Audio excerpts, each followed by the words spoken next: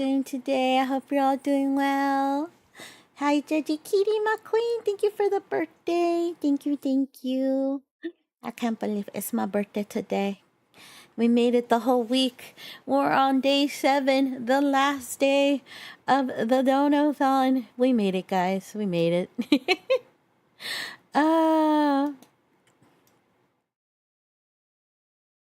Last day. Yeah, last day. I hope everyone enjoyed all the streams from the week, but I feel like today's is a lot more chill compared to the other streams.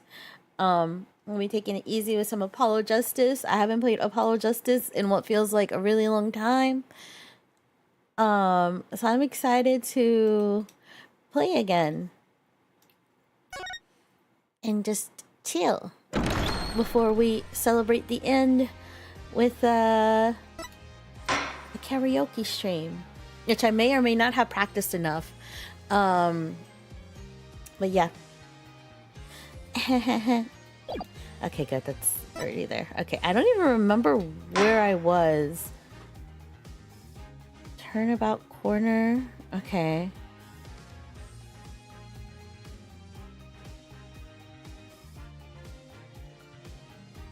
But yeah, but I hope everyone's been doing well. And had a good night. Gigi, I hope your Apex games went well last night after I left. Okay.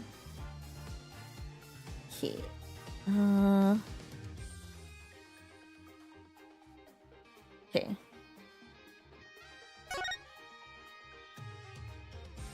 Yeah, let me lower my music a little bit. Just woke up. Oh. What time did you end up sleeping? Like your time, you're 4 hours behind, right? Okay. So if you really haven't gotten tired of my voice throughout the week, I feel like you might really get tired of it today, because this one is a lot of reading. To your time? Oh, it's not too bad. What time is it now?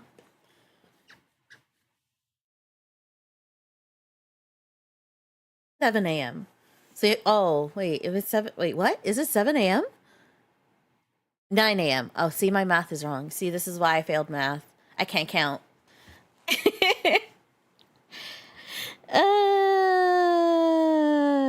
Okay. Okay, June 17th, 9:52 a.m., District Court Defendant Lobby number 2. That's why we use a 24-hour clock. You see, I can't, I'm bad at that one, though. I can't do it. I get confused. This is it, the big day. Did you get any sleep? Yeah, I went to bed at 1 a.m. or so. Oh? What time did you wake up? 3 a.m. That's only 2 hours, Apollo. But at least you have me. You get to experience my very bad voice acting. I don't voice act, so I just read. But I try to put, the feeling into it. And the amazing Mr. Hat. Here's looking at you, kid. Good luck today, Apollo. That voice. Hey, get any sleep? Mr. Wright. I was going out of my mind with boredom, so I signed myself out earlier today. Somehow, that place makes fake piano playing at the Indotin pasta joint seems almost fun. Daddy, do you know who Prosecutor Gavin's witness is today? Take a guess. How about Little Plum? That Sherman tank of a mom? Nope. Guess again. That's too bad. Speaking of moms, you need to find me a new mommy one of these days, Daddy. It's barely morning and you're already at it. You're at it already, Trucy. Okay, see, this is why I don't buy their father-daughter relationship. What? Hello? So, Mr. Wright, do you know who the prosecution's witness is? Alita Tiala, your client's fiance. She's going to be a witness? Well, that seems odd. Why would she testify against her own fiance? You have to wonder what Gavin's up to. Something's going down today. That much is clear. Thanks for the alert, Trap. Well, not to worry. I've got my... I forgot that this is a thing. It's been so long. I forgot. Well, not to worry. I've got my panties back. Which is wild. The context is wild. If we can't find a killer, I'll pull one out of there. Oh my god. They're bloomers, but she calls them panties for whatever reason.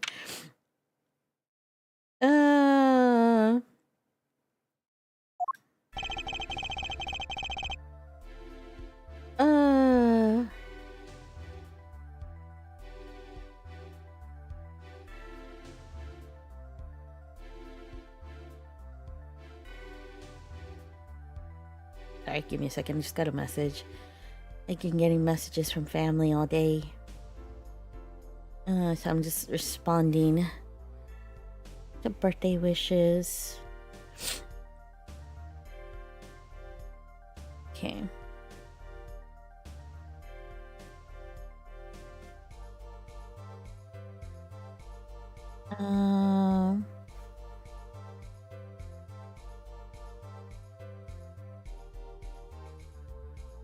I'm gonna be really rusty at this game though. That much I know for sure. It's been a minute, so my brain does not work as well as it used to. Once upon a time I used to be really good at this game. Okay. Court is now in session for the trial of Wakikitaki. The defense is ready, Your Honor. Prosecution is warmed up, and it's a sold-out house. Very well. To recap, I actually kind of need the recap because I don't remember anything. While yesterday's witness seemed more guilty than any other party, guilty of panty snatching, we did find out one thing for certain. There were 3 people in the park at the time of the murder: the witness, the victim, and the defendant. Correct her, Judge. And today, I'd like to do something a little new age. I like to look at this horrible crime from the outside. The outside. The acquisition of the murder weapon. The preparation for the act. Our poor defendant told all, you see. To his betrothed. His... betrothed? His fiancé. His partner for life. With no chance of parole. Wow, that's the way to put it. Very well. You may show the, lucky lady to the stand. Your name and occupation? Frolian? Alita Tiala. My occupation is future wife. Ah, traditional values. I respect that. Too many brides these days can't even weave baskets blindfolded underwater. What? Hello? Too many brides these days can't even weave baskets blindfolded underwater. Huh? Okay. Okay, sir. Sure. Yet you're here today as a witness for the prosecution? To be honest, I didn't want to testify at first, but I couldn't hide the truth. Honesty. Another admirable trait. Roylin, is it true that on the day of the crime, the defendant, Wakikitaki, confessed his plans? His plans for murder? Yes. The witness will please give her testimony to the court. Okay. I like how I come back to this game after so long and I'm like right straight back into The I'm thrown straight back into this, and I don't even remember. I think I vaguely remember what's it called. I vaguely remember. It had something to do with.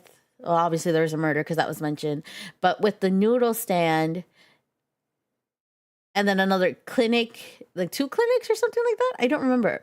And then there was a gang.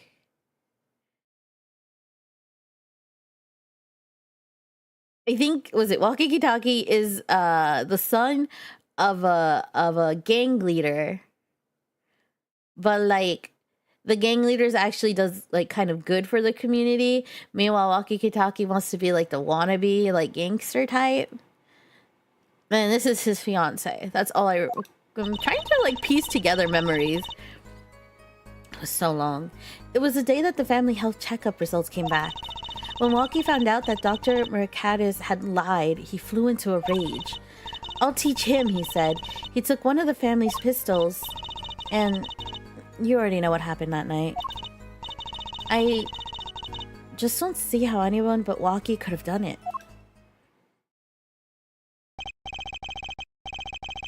So the pistol did belong to the Kitaki family then. Yes, with regards to this, an investigation is underway at the Kitaki mansion on charges of the possession of illegal firearms. And the bullet that took the victim's life, was it fired from the pistol the defendant procured? Yes, this has been proven. It was the judge. Hi Andy, how are you doing today? Hope you're doing well. How can you prove something like that? Bullets carry marks from the barrel that fired them called rifling marks. Rifling marks? Hi Liz, happy birthday. Thank you. Think of them as being a gun's fingerprint left on every bullet it fires. And when did you first hear about Walkie's plan? It was the day of the murder. I should have stopped him. I just didn't think he would actually do it. Very well. The defense may begin the cross-examination. Okay. Time for cross-examination. Do I remember this? Okay. When Walkie found out that Dr. Mercatus had lied and flew into a range, I'll teach him, he said.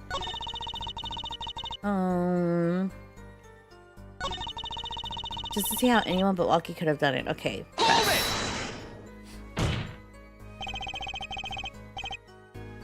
How can you say that for certain? How? Objection!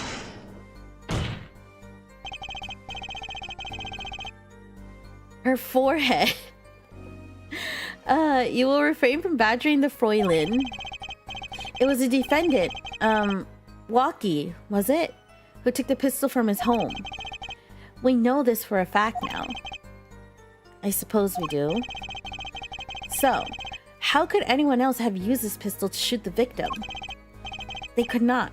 Simple logic. It does seem to be the case. Does the defense have anything to say regarding this point? Could someone else have used that pistol? There was another. Based on your testimony, there was clearly one other person had access to that pistol. What's this? Interesting. Let's ask the defense then. Tell the court who this other person with access was. Okay,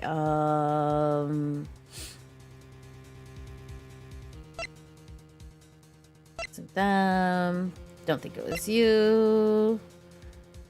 It would be anyone in the family, right? Because this is the mother.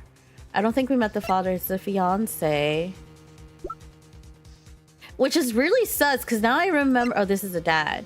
It's really sus because the fiance is the one who requested that we defend her fiance, and now she's testifying against her fiance. Take that!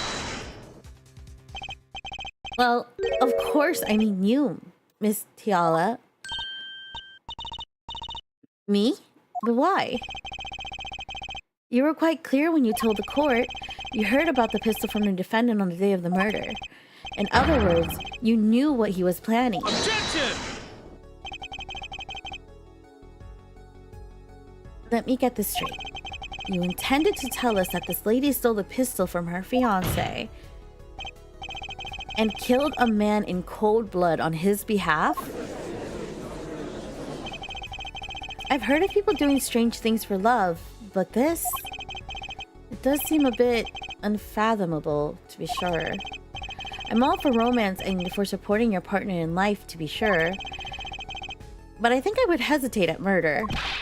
Hi, Rai. Thank you. How are you doing today, Rai? I hope you're doing well. I'd hope you do more than hesitate. But what if a different connection could be proven?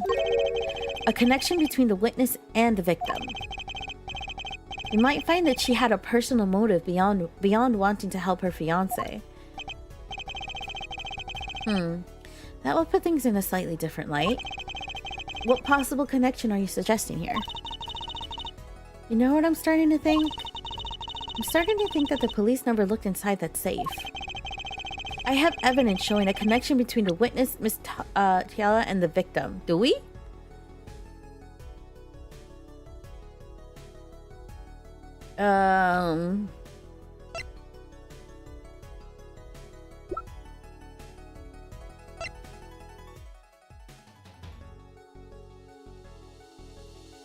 Oh, this, right?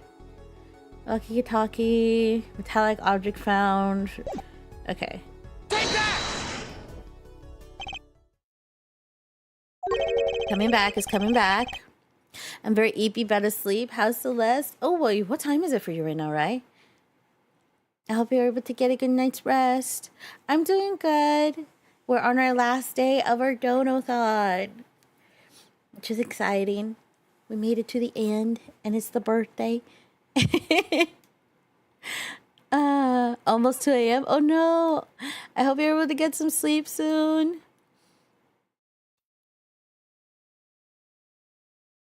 Hope Donothon goes well, Celeste. Thank you. It has. It has. I'm happy.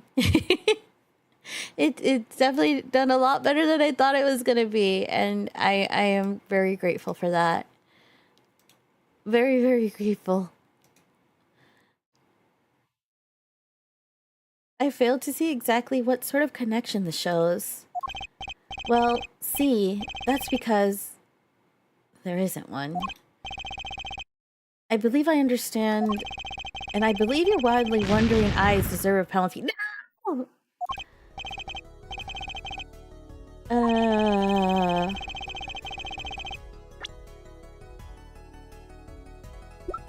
Showing a connection between the witness, Talia, and the victim. Oh, this one. There we go. I did the wrong one. Yeah, because she was the nurse. That's where they met. Take that! No, I got a penalty. That looks like a medical chart.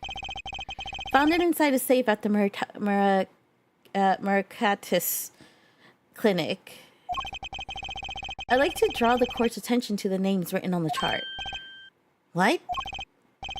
I don't know if it's Tiala. Tiala? I think so. Is Tiala? Whatever. Why is your name on this chart? Oh, she's sweating. Well, care to explain the meaning of this, Miss Tiala? I'm not sure what you mean by meaning, Mr. Justice. Oh, she's getting attitude. Our warm little fiancé just froze over. I was on staff at the clinic until half a year ago. It was boring, so I quit. That's all.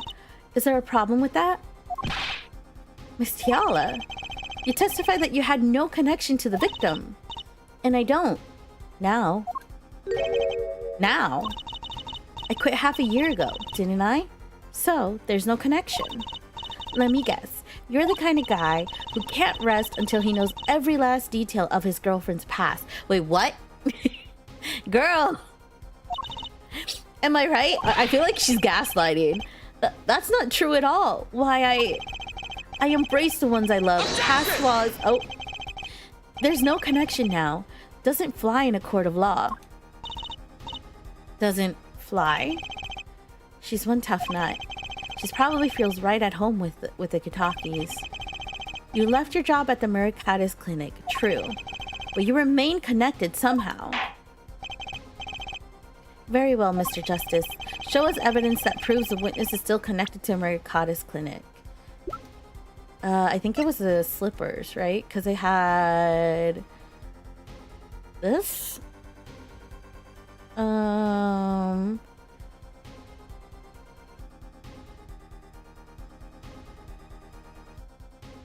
Take that! Objection! This trail you think you found, it doesn't lead to the truth, nor to a long career in the legal profession. Gee, thanks. Perhaps you will allow me to do the honors. Why not? It might be nice for a change. Most excellent. Let's rock.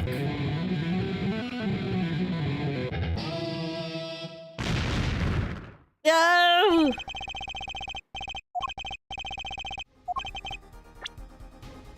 Why connects her still to the clinic?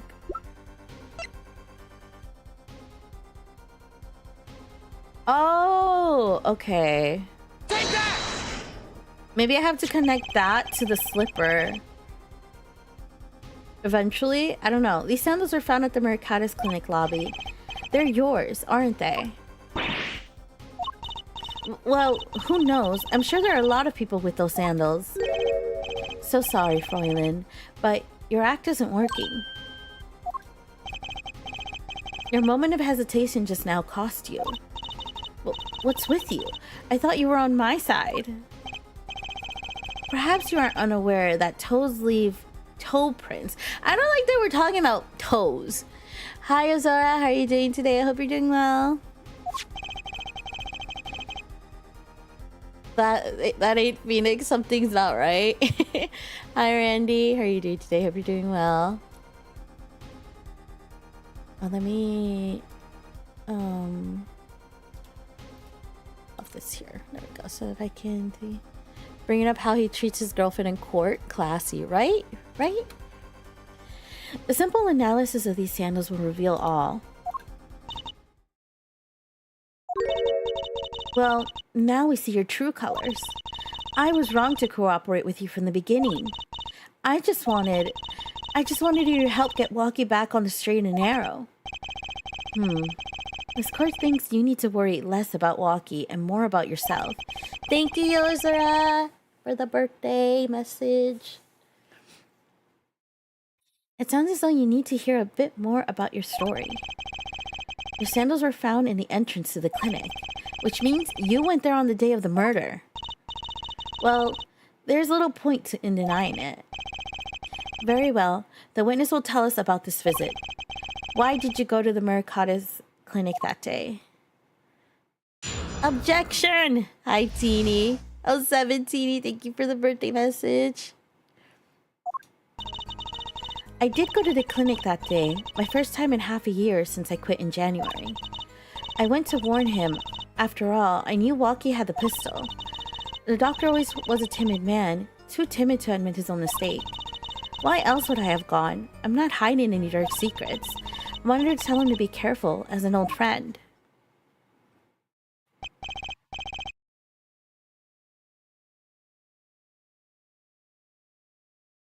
By mistake, you mean the mistake we heard about from the defendant?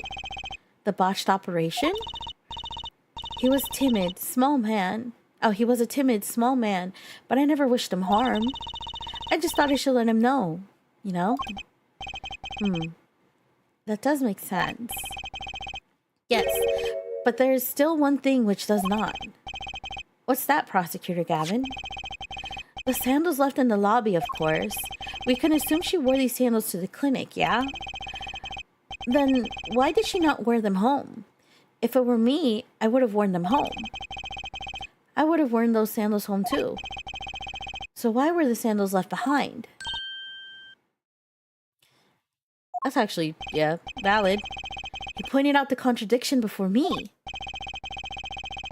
There's probably a good explanation for this, right, Miss Tiala?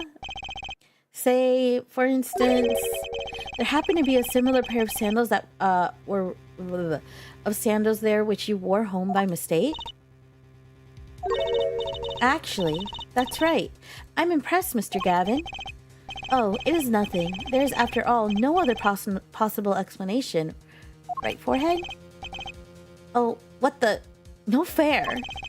He's filling the holes in her testimony. The defense may begin the cross-examination. Okay.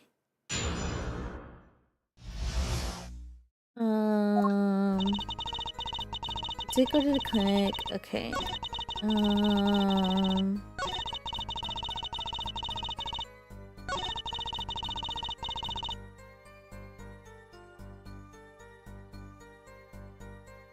But you were hiding something. That's a checkup report. You were hiding this. Objection! This chart was found inside a safe in a doctor's office. Yes. Why would this one chart be in that safe? Miss Tiala, you know why it was, don't you? Mind filling me in? Dr. Mercatus didn't have the leisure of making mistakes. That's why he wrote up a false report and kept the truth locked away. And this is where you come in, Miss Tiala. The nurse who filled this chart was you, which means you knew about Walkie's failed operation. Interesting. You were in the same position as Dr. Mercatus. Kind of makes it hard to claim no connection, doesn't it? You're bold for a novice, I'll give you that. Mr. Justice, you must know I was only a nurse. Thank you, Jason. How are you doing today? I hope you're doing well, and thank you for the check-in. The doctor is responsible for the chart's contents. This chart business seems to be quite important. Please, amend your testimony accordingly. Too bad, little attorney. Oh!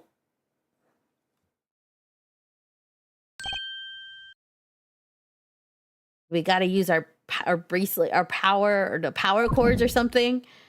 What was it called? My bracelet's reacting again. What is it, Apollo? I felt my bracelet tightening just now. Your bracelet? Just like yesterday, like you said. When a witness is unsure of something, their nervous habit gives them away. But I can't see anything, Apollo. Eh? Then what's my bracelet reacting to? Wait, maybe? Yes, that has to be it. What has to be it? Your senses, Apollo. They must be sharper than mine. Huh? I can't see it, but you can sense it. I don't know about that, Trucy. I don't have some kind of special power or anything. Well, you do have that bracelet. Now you do. Listen to me, Apollo. There's a weak point somewhere in Miss Tiala's testimony, but we don't know what her nervous habit is. Well, then what do we do? You have to perceive it yourself, Apollo, with your eyes and your senses. Then it's up to me and my bracelet. I don't know why, but the bracelet helps. Somehow, touching it helps me focus. Let's give it a shot and bring down that testimony.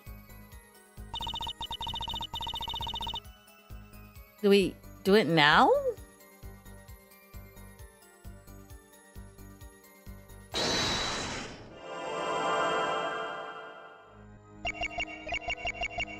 Why would I go to the clinic now for half-year-old charts?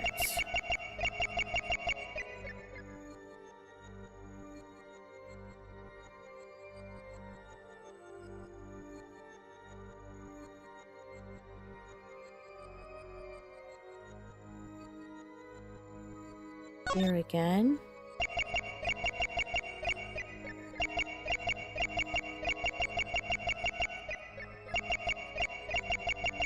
Do I have to find the words? Here again.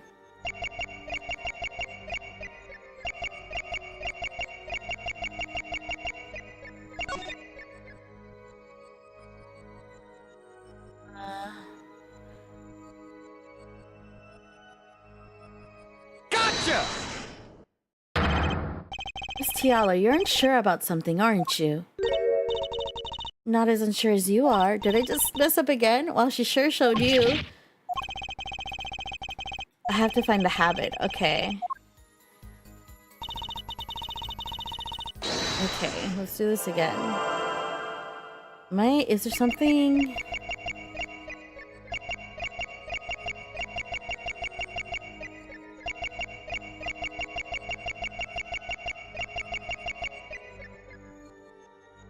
Here again. Let's look at the other.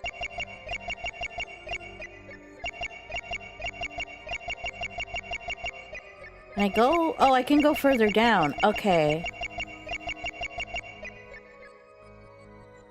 Wait, here again. Oh, here it is. The ring. Gotcha! Objection. This is confusing. Why go to the clinic for after your old chart now, you're asked? But you know why you would go now, don't you? I don't know what you're talking about. It was quite clear, Miss Tiala. You have a nervous habit. The moment you said the word now, you used your right thumb to fiddle with your ring. What? She was unsure. I saw it. Now, that's the key word. The chart wasn't a part of your past. It was a clear and present threat. That's ridiculous. Why, if that were the case, I would have had 6 months to do something about it. Indeed. Eh? Which means something happened quite recently. Something to make that chart a problem for you now. I've got her on the ropes now. I can feel it. Time to strike the killing blow with evidence. Miss Tiala, there's no use trying to hide it. The chart became a threat to you now because of this. The checkup report?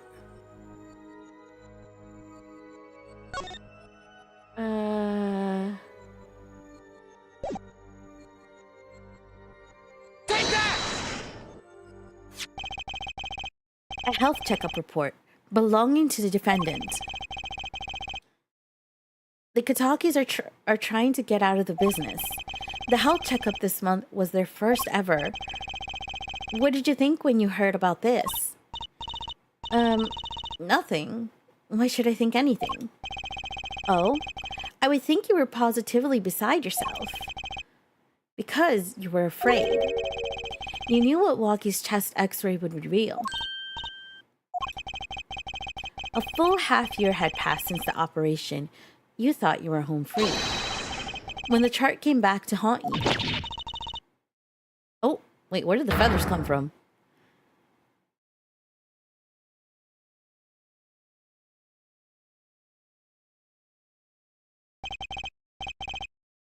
That's all, Your Honor. Man can't fiddle with your fingers in peace without being accused nowadays.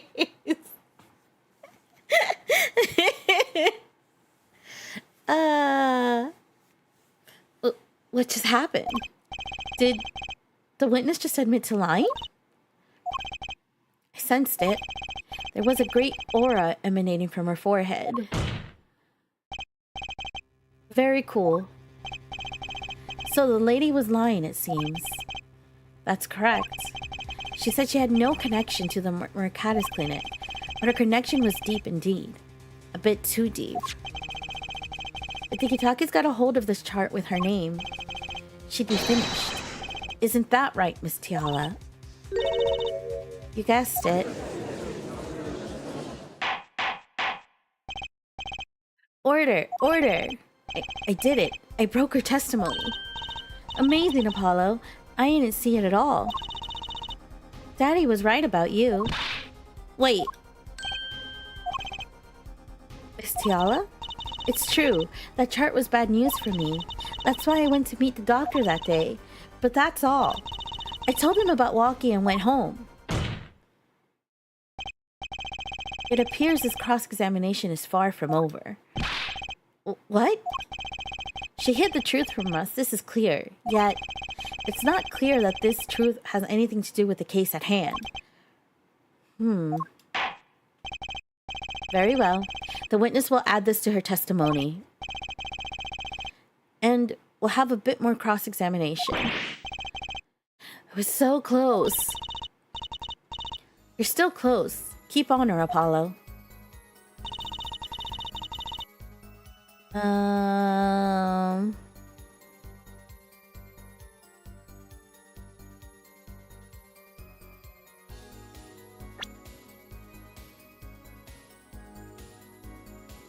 We have.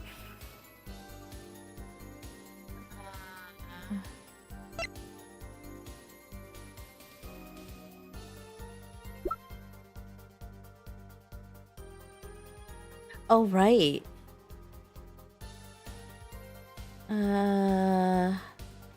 Objection!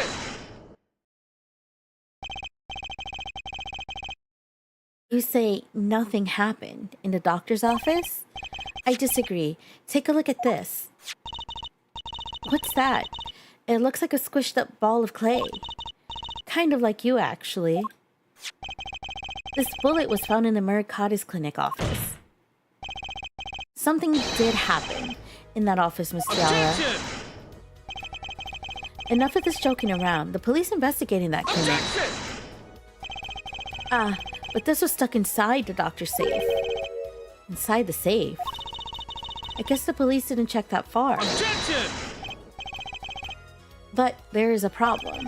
How can you say that bullet was fired on that day? Objection! Weren't you the one who explained the rifling marks to us? The pistol was taken from the Kitaki mansion that day. If the marks on this bullet match the murder weapon, then that proves a firearm was discharged in that office on the day of the murder. Not bad. Bailiff, have this bullet analyzed immediately.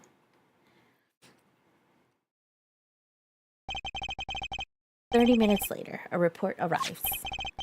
The rifling marks on both bullets are identical. Well, it seems as though the bullet in the safe was fired from the murder weapon. Perhaps the defense would like to state their position? The bullet in that safe proves one fact. A pistol was fired in that office that day, and at the time of the firing, the safe was open. The safe which contained a top-secret chart. Do you think someone was threatening Dr. Murakatis? In order to open the safe?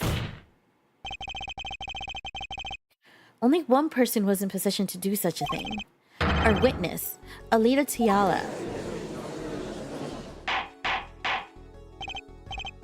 Order, order, order!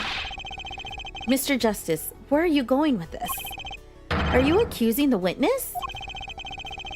Alita Tiala knew about Walkie-Kitaki's botched operation. She got engaged to him without telling him about it. As long as that bullet remained in his chest, his days were numbered. What if she married him, and then the bullet finally reached its destination? What? That reminds me. Apparently, the Kitakis have been asserting themselves in a lawful business practice. In lawful business practices.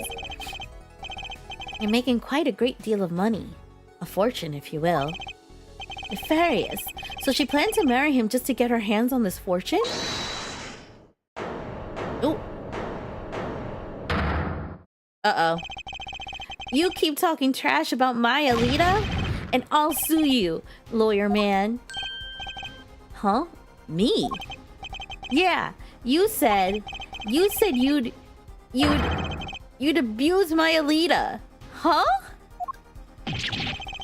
I think you mean accuse. Same difference. Well, you can't have her. She's mine. We don't even want her. Damn. It was me. I shot that doctor. Me. He left me to die, so I left him to die too. There in that park. Walkie? Just cool down a second. You keep your hands off my Alita, or I'll... Oh. Miss Tiala? I'm sorry, It's been so long since I've laughed so hard. Something funny? Walkie, wake up and smell reality. Alita, baby? The signature on the chart, the engagement. I mean, come on! It's so obvious. Even for a brainless, spoiled brat such as yourself. Alita? Your honesty is like a breath of foul air, Fräulein. Hey, I wasn't getting out of this clean anyway. So, the family fortune is what you were really after. That's right. I wanted the money.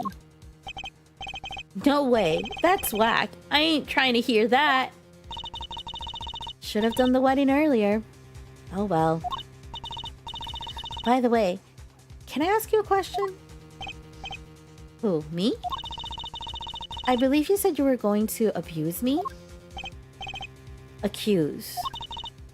Of what crime, might I ask? Huh? Oh, I'm a bad girl, sure. I got close to that brat because I wanted his money. But he was the one with the pistol. He could have fired it into the safe after I already left the clinic. What?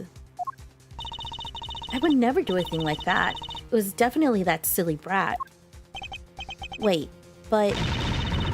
what are you talking about? Hi, Sky. How are you doing today? Hope you're doing well. Trucy? You had the most to lose if that chart was found. But I didn't have a pistol, now did I? Well, you could have taken walkies. You think he'd have mentioned that? No? Sorry.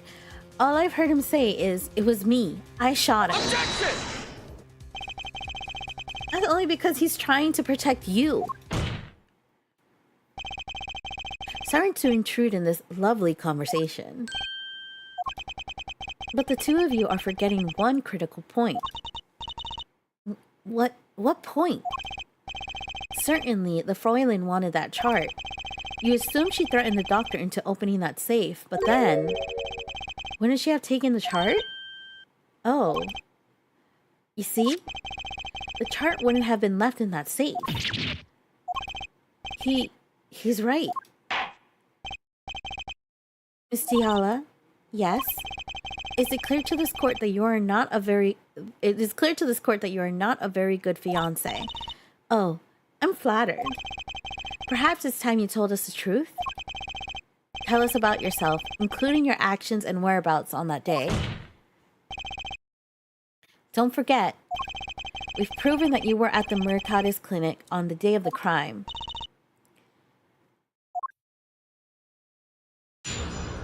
Okay, here we go again. Yes, I went to the clinic that day to speak to the doctor. I wanted that chart, but I failed to get it, so I went back to the clinic later. In any case, I didn't shoot him.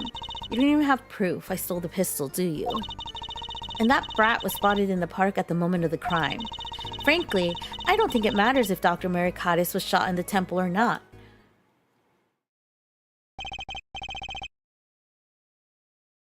You went back later? That chart was dangerous, you understand? I needed to get rid of it. That's why I went that day. But you couldn't get the chart then, could you? And later that night, Dr. Mercatus was shot. I heard about the shooting, waited a day, but then I had to go back. No easy feat was with the cops all over the place. That was you?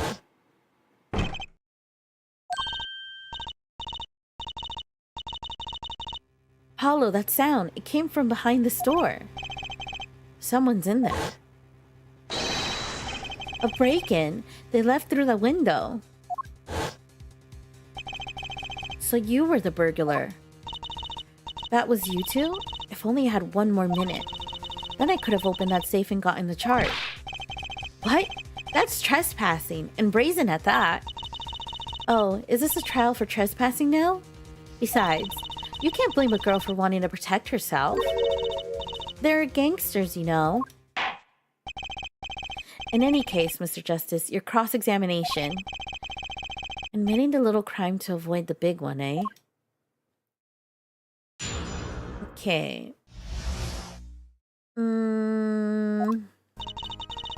I think the one we need to press...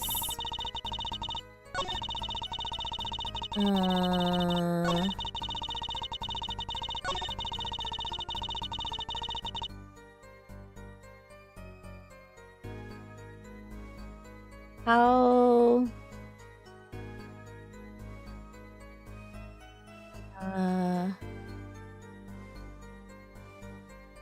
Okay. Let's press. Hold it! The doctor was shot in the right temple, yes?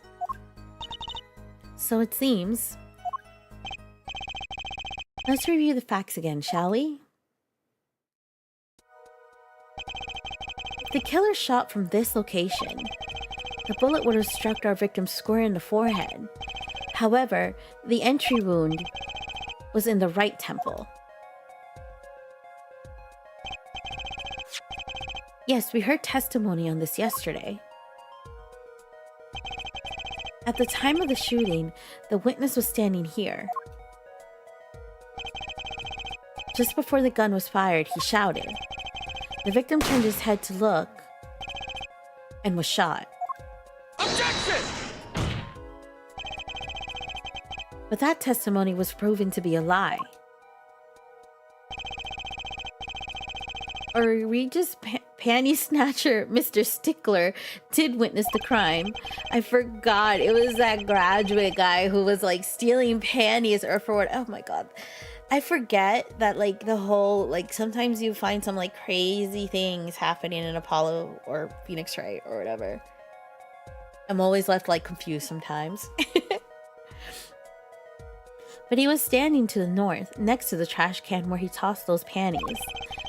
If Mr. Stickler shouted from this location, the bullet couldn't hit his right temple. Silly, silly attorney. What? Do you remember what you had for breakfast that morning? Do you remember, Trucy? I always have a glass of milk for breakfast. What matters is one thing. The doctor was shot in his right temple. If that's the case, there can only be one explanation. The panty guy was missing. The panties guy was missing, okay? But his location was proven. You can't write that off as him being mistaken. Objection! Then why don't you show us her... Show you? What? Must I explain everything? Very well. Let's recap. If the witness panties guy was standing to the north, then where was the shooter standing? From what location did the killer shoot the victim? But wait, if the witness was standing there, how could anyone shoot the victim in the right temple? I merely laid out the facts for us. It is up to the one possessing the shiny forehead to show us. If you can, that is. Wakikitake was standing at the killer's mark. Wesley Sticker at the witness mark. And of course, Paul Meritakis was the victim mark. Let's hear what the defense has to say. Where was the killer standing when they shot the victim?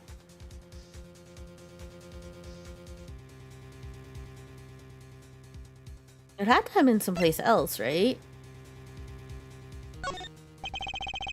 As the fact stands now, we can't explain this crime without contradicting ourselves at some point. But I know why. The real killer shot from an entirely different location. What are you talking about? I don't see any other place. Apparently, Mr. Justice does. Let's hear it. Where in the park did the killer shoot the victim from? Objection! It's time to raise the roof. And the stakes. Penalties are such frightening things, don't you think? No. But what if they were a bit more terrifying? No, no, no, no, no, no, no. Did I make a mistake? Like so. The double penalty. No, no, no, no, no, no, no, no, no, no, no. Her forehead wishes to take us in a new direction. Then he must be ready for the challenges ahead. Not the double penalty. Challenge accepted. It's justice time. Are you sure, Apollo? The key is the witness, Mr. Stickler's testimony. If we were to believe that, if we believe that and we know where he stood, and the victim turned when he shouted, there's only one place the killer could have been. The killer shot the victim from here. Have to have been here. This is the only place. Inside the cart. Take that! I believe we all owe a debt of gratitude to Miss Alita Tiala. What do you mean? Thanks to you, we had a chance to review the crime. And this time, we were prepared. We know that Wesley Stickler was telling the truth. We should have listened to him from the beginning. Wesley Stickler was standing next to the trash can when he saw the two men.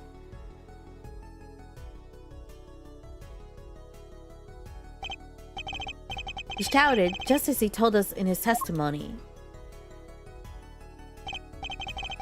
And then the victim turned to look in his direction. A shot was fired. The victim was hit in the right temple. Oh no. Oh yes. Which direction was his right temple facing in that moment?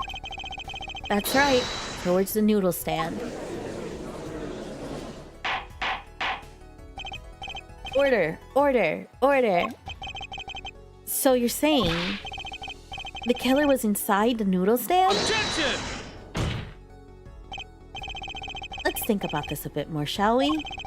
You say the killer was inside the noodle stand, which would mean the victim, Dr. Mercatus, came to the park wheeling his own murderer in the cart behind him? This is the most ridiculous thing I've ever heard. I think you'd notice if you were pulling someone along. Objection! There's something we should worry about before that. Why was he pulling the noodle stand in the first place? Objection! Let's deal with our problems one at a time, shall we? Someone was hiding in the stand. We have not come this far to talk about possibilities. Let's talk about proof, baby. Show us evidence that proves someone was in that stand. Can I prove that? You want evidence that someone was in that stand? Well, I've got it. Well, too bad. I guess, I mean, we have to have it, right?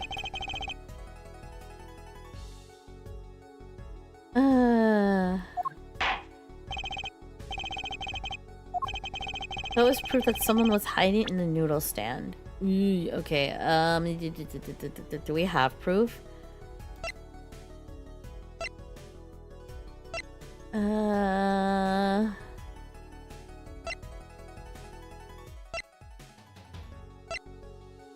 Fingerprint. No, it's definitely not that.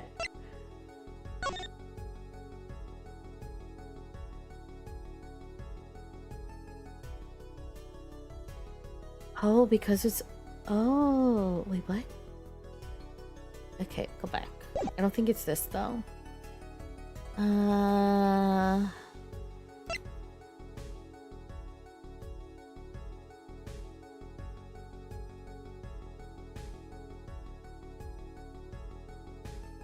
think it's the slippers, because we found them in the trash can, right? Take that! We found one in the trash can. The Mercatus clinic, and they're covered with paint. These slippers were found in a trash can near the crime scene. And a single slipper print was found at the scene. Right next to the noodle stand. Oh, and Miss Tiala? Your toe print was found in the left slipper. In other words, this is proof you were inside that noodle stand. Objection! Yet there was only one slipper mark found at the scene. Can this be called a footprint in good faith? Objection! Observe the diagram. A park path runs right next to the slipper mark. A slipper wouldn't leave a trace on a cobblestone path. Objection! Yet you still cannot say this is a footprint. Why not? You have an impression left by a single slipper. What if it was on the stand and simply fell to the ground? Objection! That's just dumb. One more thing. A noodle stand is typically cluttered with tools of the noodle making trade. There's no room for a person to ride in there. You have a point. Could someone have hidden in that stand? Apollo, I think I might be onto something. I think I figured out one of our pieces of evidence. In order to make room in the stand, some things would have to be... Well, Mr. Justice? Do you have proof that someone could have hidden in the stand? I can prove one thing. Someone did scheme to clear space in that stand. Well, this is the only thing we have. Right? Okay.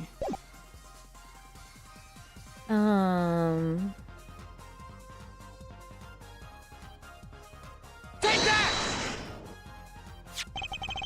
This is a noodle bowl from the stolen El Dunes noodles noodle stand. Yes, and what about it? We discovered a large quantity of these bowls yesterday. Oh, right. In the lobby of the Mercatus Clinic. I forgot about that. A large quantity of noodle bowls in the victim's clinic? Mr. Eldun was very clear about those bowls. Well, I don't care who did it. Without that stand, I'm finished. All my noodle bowls were in there too. Yet the bowls were removed. That night, there was space inside that noodle stand. Space created at the Mercatus Clinic, no less. Right around the time that you were there, Miss Aelita Tiala. Oh? Oh? Oh? Oh? I won't listen to any more of these wild fantasies. No, not fantasies. There are worse lies than that, spoiled brat's pickup lines. I would like to remind the witness of her current status. This court does not consider you entirely innocent. Show me an innocent, I'll show you a fairy tale. In any case, the defense has somehow made its point. The witness had both a motive and an opportunity to kill Dr. Mercatus. More fairy tales. This whole trial is a fairy tale. Then please, pull us back down to reality, Miss Tiala. I'm giving you one last chance to explain yourself. This is it. Why was Dr. Mercatus pulling that stand that night? And what was Aelita Tiala doing inside it? Time to get to the bottom of this case.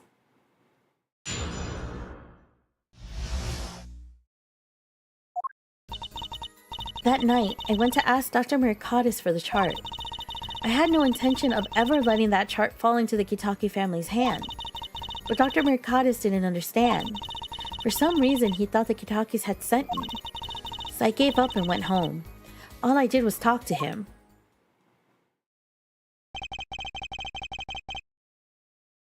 You knew about the botched operation, so you tried to get rid of the chart to save yourself.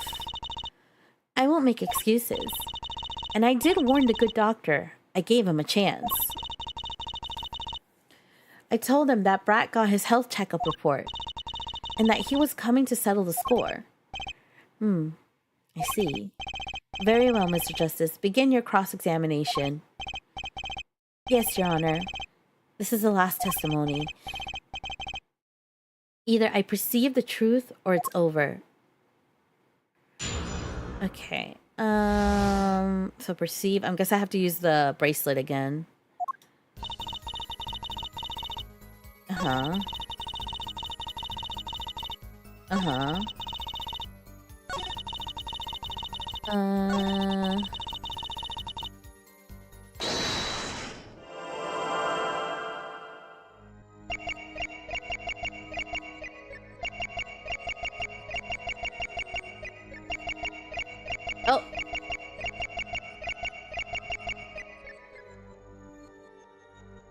again.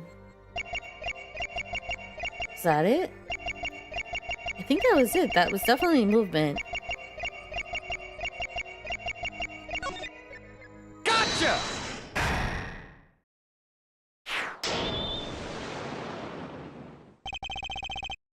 All I did was talk and lie. What? Show me proof. I'm pretty sure about this one. I think I'm getting the hang of this. A little slip in confidence, and they give it all away. The proof is you, Miss Tiala. All I did was talk to him, you claim. Yet you can't hide your own nervous twitch when you say those words. My twitch? Ha ha ha. Twitch.tv/Celestial Nights. Ha ha ha. I'm kidding. I'm kidding. I'm cringe. My twitch? What are you talking about? You have a habit of scratching the area of your neck around the edge of your scarf. What? This is working better than I'd hoped. Her unconscious actions tell the truth she won't say. Habits and lies. 2 dots. Connect the dots and find the truth. That's right, Twitch.tv/Celestial Nights Loud and Proud. Don't look at me like that. I told you the truth. It seems that when you recall what really happened in that office, you can't keep your hands off your neck, can you? It seems that nervous habit are unconscious reactions that manifest when someone is trying to hide something. You can't hide behind your scarf, Miss Tiala. Something happened between you and the victim at the Mercatus Clinic office. And I got proof that shows exactly what happened.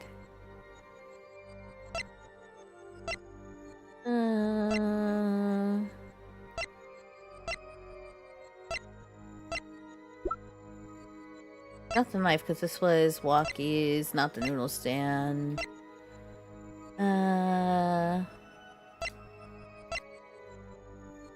Use the slippers. Oh. Okay. What if... The theory here. I have a theory. What if Alita had the gun, shot it at the doctor? Okay. See, let's see where I'm going with this. And like, it missed. It somehow ended up in the safe because there's a bullet in the safe for whatever reason. And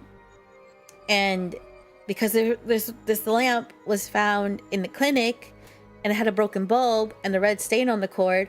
What if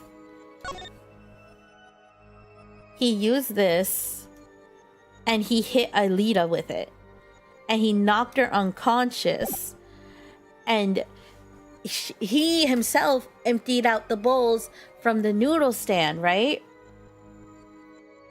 Because he was the one carrying around the noodle stand. And with her in there, he was going... I don't know what he was probably going to do. But she was in there because he knocked her out, okay? And then she came and she woke up. And she had the gun. And she noticed. And she took the opportunity to shoot him and then quietly sneak out. What if that's what happened? I feel like that might be it. Take that! That's my theory.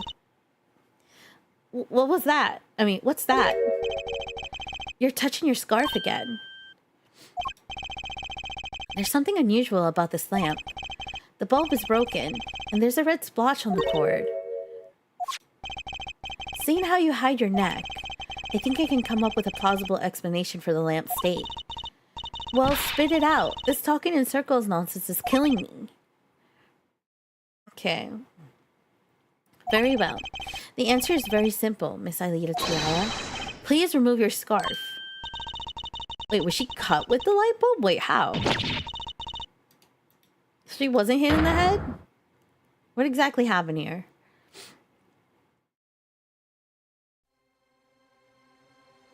Objection! Oh. This is a trial to determine what happened in that park. Yet we seem to have drifted off target. Objection! We'll find out soon enough if we're drifting. As soon as the witness removes her scarf.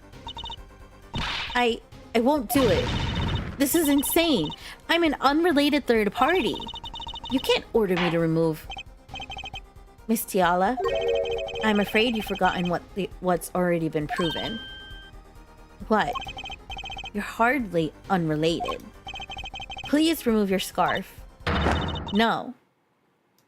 No! I knew it. So I was right, wasn't I, Miss Alita Tiala? Oh, so did he try to strangle her with the cord? Oh, that's what it was. Your neck. That isn't what I think it is. Something did happen that night at the Muraka's clinic. You needed to get that chart back no matter what it took. Even if you had to steal your fiance's pistol to do it. But wait. Looking at this lamp and the witness's neck, it looks like the very opposite happened. Exactly. The victim in the clinic that night was this witness, specifically. You tried to threaten Dr. Muraka's and he attacked you. That's what happened that night at the Muraka's clinic. Maybe he was using the chart as leverage with her because he knew that the family had a lot of money and he was gonna try to extort money out of her. Meanwhile, she also just wanted to get with the guy because she wanted the money too. Order, order, order. Will someone please tell me what really happened? I told you the truth already. I went to the clinic that night to warn Dr. Muraka's. That gangster knows everything. He's coming for you. Looks like my clinic's seen its last patient. You have to get rid of that chart. Quick, open your safe. Give it to me. So you can save your own skin? What? I know what you're up to. You want in with the family. And if they see that chart, you're finished. Leaving me holding the short straw. But if I'm going down, I'll want some company. You. And what happened next? He jumped at me and knocked me to the floor.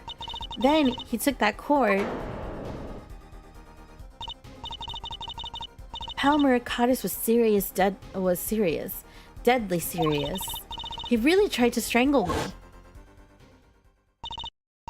I must have blacked out.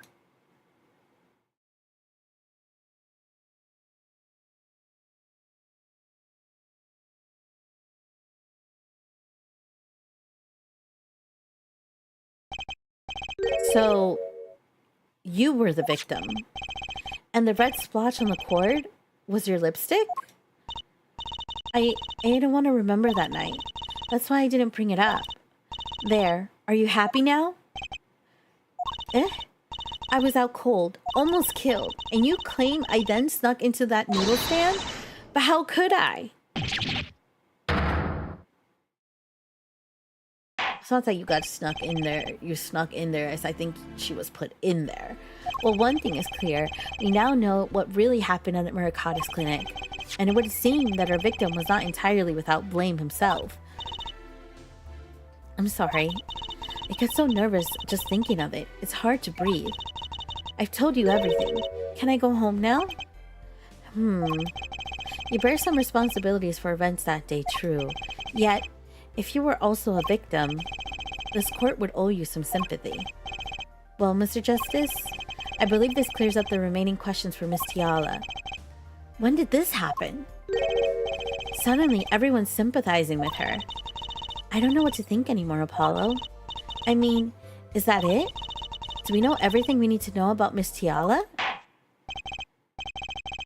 Very well. This finishes the cross-examination of this... Ooh, we got objection. Oh, we got the air guitar.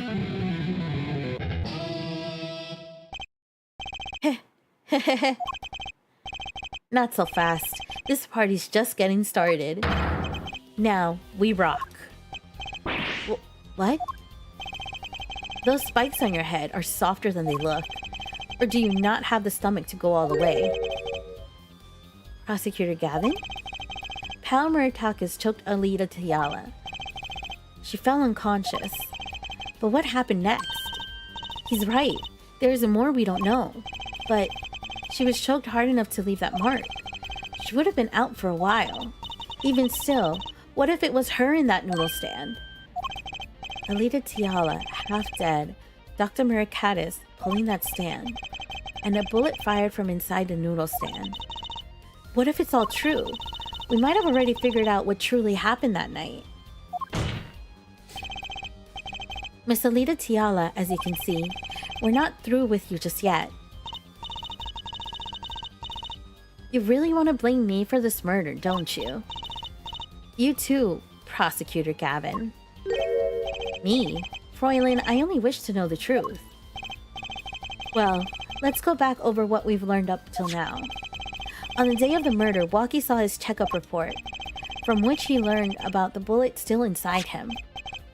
So, he took a pistol from the family stash, with the intent to give Dr. Murakatis some of his own medicine. And Miss Tiala heard about this from Walkie, so she went to the Murakatis clinic ahead of him, in order to get rid of the chart with her signature. But then, something happened. Sounds like you figured it all out. But remember, I was the victim. I was out cold. But what about Dr. Murakatis? That does seem to be the problem. He had just strangled Alita Tiala. Perhaps he thought to death. What did he do after this crime? I was just knocked out, not dead. From the state of his clinic and the scene in the park, I think it's clear what the good doctor did next. Well, her forehead, care to guess? He stole the noodle truck, or the noodle stand. And he emptied it out, and then he put Alita in there. Well, Mr. Justice, what didn't Dr. Murakatis do? Maybe he did think he killed Alita. Do I have evidence to show what he did next? I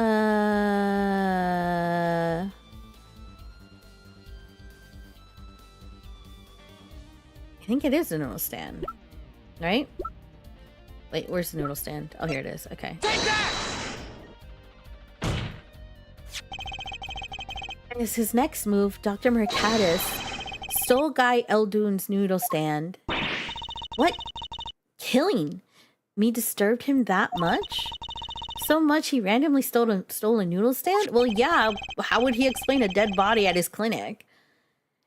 I mean, yeah, I guess it's a clinic and you could die and stuff in a hospital because of things, but like, I guess in the probably height of it all, one doesn't really think rationally sometimes, right? Maybe? I don't know. It wasn't so random. Remember all the bowls in the clinic's foyer? Bowls that belonged inside that stand? I think it's pretty obvious, don't you? That stand was at the clinic. However, the question is, why did he remove the bowls? Maybe because the stand was heavy. Or he wanted to put something in the stand in their place. Wait. You don't mean... I do. Dr. Murakatis did replace those bowls with something. Your corpse, Miss Tiala. My corpse? Dr. Murakatis panicked. He thought he'd killed you. His next move would be to dispose of the body. That's crazy talk. You're all crazy. Objection! Then let's think about it, logically. The doctor had a place to dispose of you in mind. But on his way there, who should he run into but the defendant, Walkie Kitagawa? Objection! I question your logic.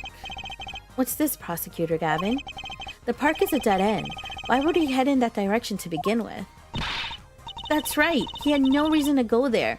Oh, now I get it. It was a trick. That spoiled brat made him do it. He made the doctor steal the stand. Objection! Tell me, why would someone go to a dead end? Unless the park was his destination. What? Apparently, the defense was an idea. Tell us, where Dr. Murakatis was heading with the stand. Please show us... Here, show us on this diagram. Okay, so where exactly was the victim dragging that stand?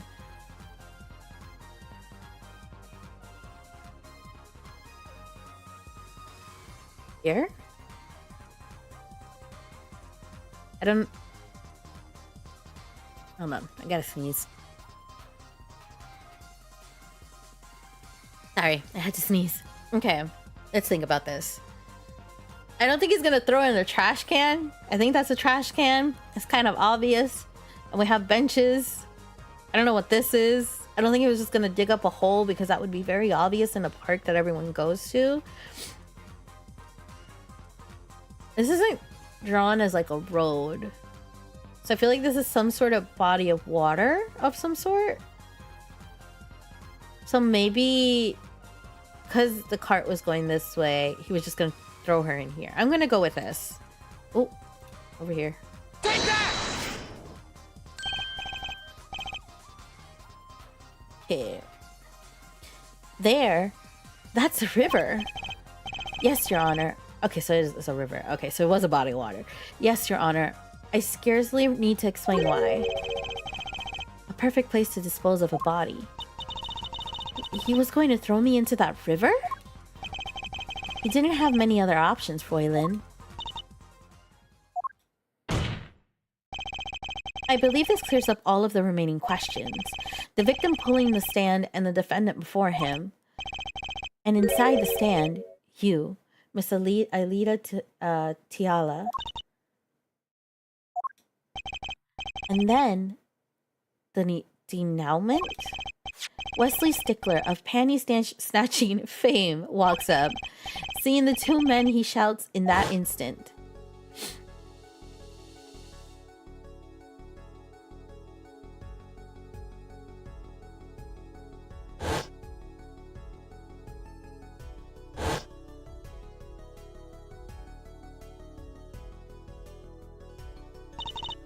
So, I shot him?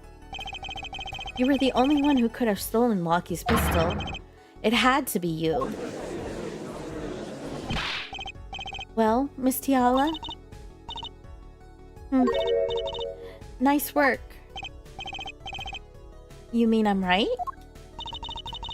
I mean, you've done a fine job dreaming up a story. To get that spoiled brat off the hook. You're the one who's dreaming. Apollo's backed up everything he said with facts. If you're so sure he's making it up, give us another reason. Why was Dr. Mercatus pulling that stand through the park? Who knows?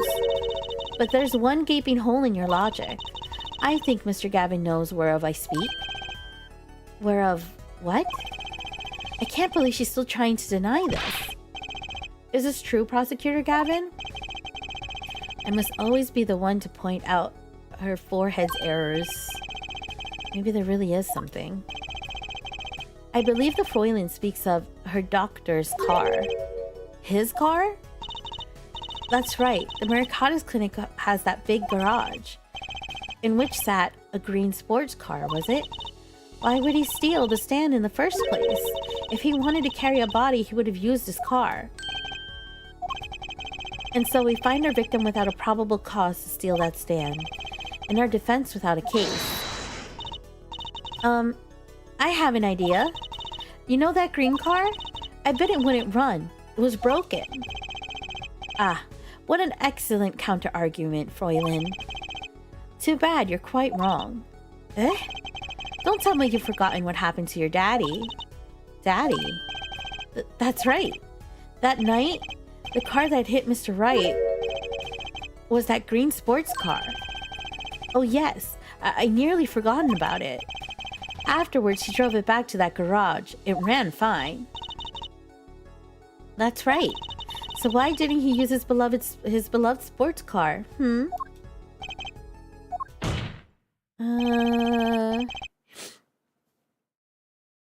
glare contradiction to be sure. Okay, I think I know why. I'm starting to remember earlier in the story because of the whole panty snatching thing. If I remember correctly from, was it Stickler's testimony, and what we found out was that he got scared because he thought he was about to get caught. I think because, like, I forgot what was the reason he thought he was about to be caught, but he hid it in the,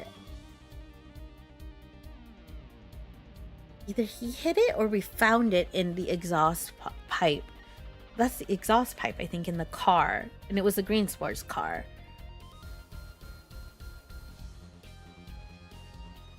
And you don't know if cars can run when the exhaust pipe is blocked. I don't know nothing about cars, but maybe that affected it in some way. More glaring than your forehead.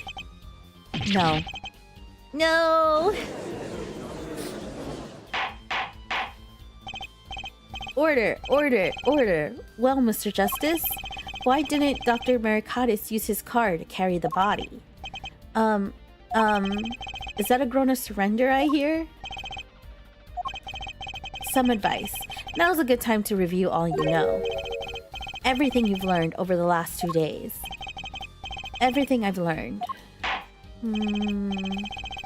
Mr. Justice, this contradiction casts doubt on your entire case. This is truly your last chance. The defense will explain to us what happened that night. Someone else stole the stand. The car didn't run. He carried the body in the car. The car didn't run because he used a stand, so it's clear that the car wasn't running somehow. I have an idea. It's all coming together. That night, Dr. Maricatis couldn't use his car. Ha! Now you're making even less sense than usual. Not according to my information, Miss Tiala. Put one and one together and the explanation is simple. If it's so simple, perhaps you can show us some evidence? Show us proof why the car wouldn't run that night. I think it's this. Because it was found in the exhaust pipe, right? I really don't know if something like in an exhaust pipe of a car can stop it from running. I don't exactly know. But we're gonna go with it. I don't know anything about cars. Let's see now. Panties? Again?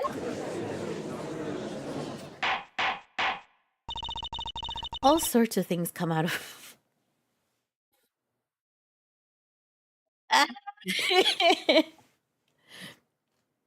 Some of the lines that this game has me read out. The context is crazy. All sorts of things come out of my panties. Even the truth. Okay, Trucy. Okay.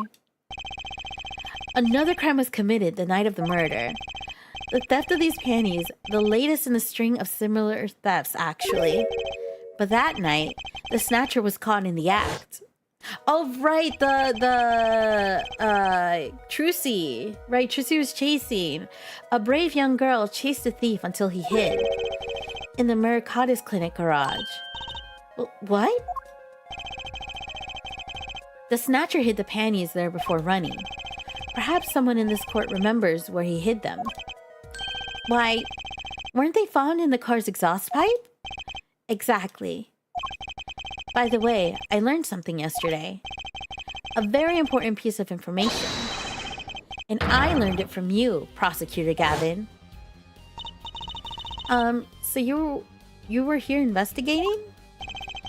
And I was on my way home when my hog gave up the ghost. Your hog? My motorcycle won't start. A clogged exhaust pipe. Too bad. It looks like such a nice bike too. Hard to believe that it could break just from that. Cars, motorbikes, they're all the same. Clog the exhaust and they won't run. Oh. I forgot about that. My, how interesting. While Miss Tiala and the doctor were struggling, the panty snatcher snuck into the Maricatis garage. From that time until the time he found these, that car wouldn't start. What? That's why Dr. Maricatis had to use the noodle stand. It was the next closest thing he could think of.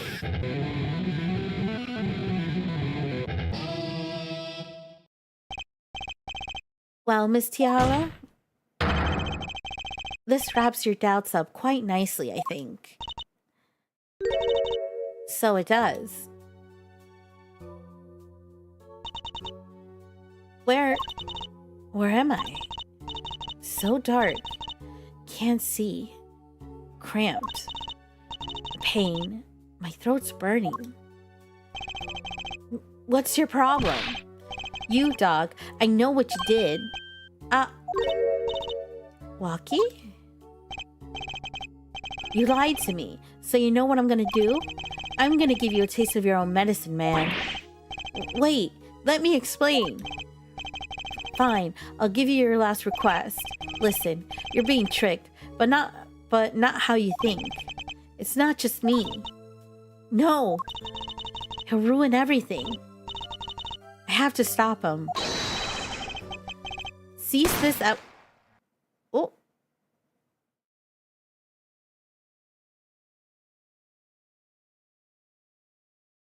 And there we go.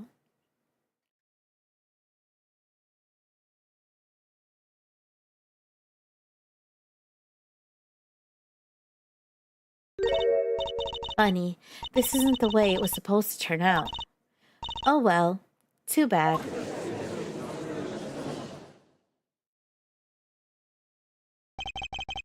There's still one mystery. How did you manage to disappear from that stand? In the silence after the shot, I heard the witness running. I believe we heard as much from Wesley Stickler. He went to use a public phone to inform the police. Which is when I made my escape. Which is when you left that slipper print. Dr. Mercatus didn't bother taking my slippers off. I threw them out after I stepped into that paint, though. That was your mistake. No, my biggest mistake was coming to you for help, Mr. Justice. Eh? I believed in you. You and your anything agency. If anyone would get Walkie declared guilty, it was you. Huh? He thought we were bad lawyers. Wrong one. I believe we reached a conclusion of sorts. Prosecutor Gavin, how is Miss Aelita Tiala doing? She confessed to everything. We're processing her arrest now. Prosecutor Gavin sure seems calm for someone who just lost. I think he already knew. He'd figure out she was the killer a while ago. Some advice. Now's a good time to review all you know. Everything you've learned over the last 2 days. He lost. But I didn't exactly win either. Something the matter? Looks like it's time to announce a verdict. Woo! I mean, we took 2 penalties, but like, that's fine.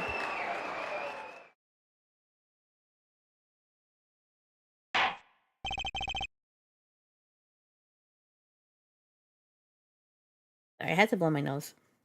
Court is adjourned.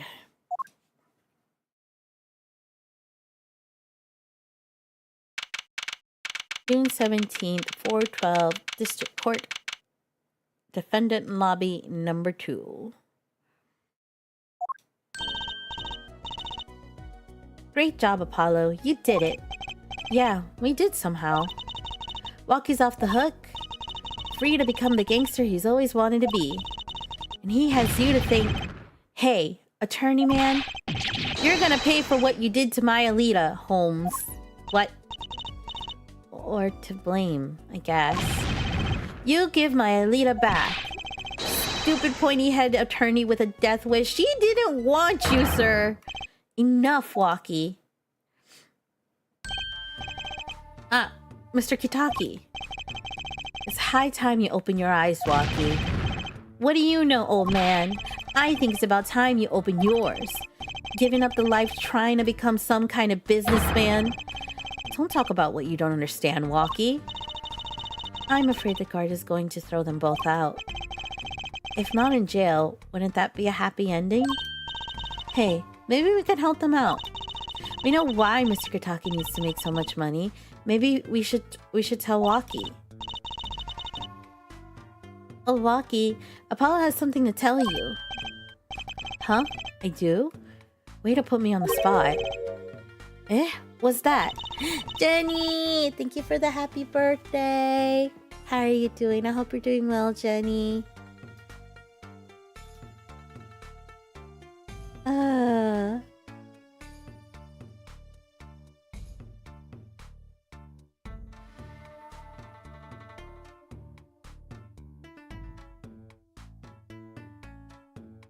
I hope you're doing well, Jenny. I miss you.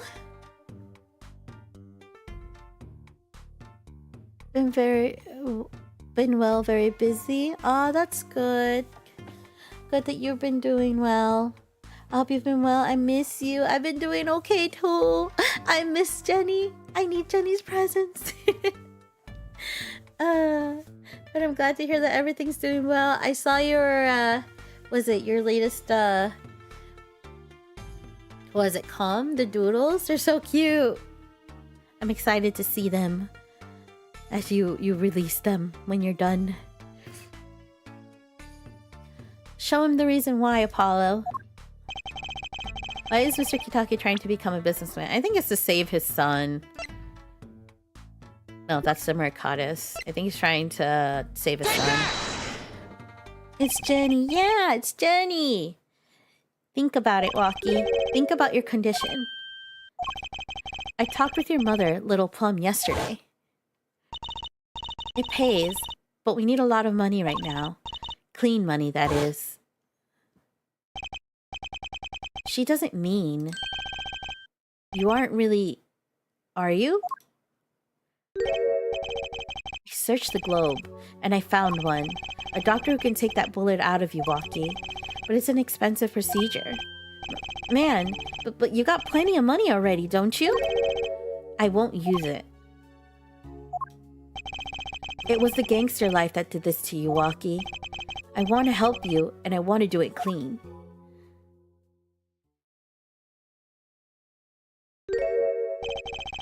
Please understand, Walkie. Dad?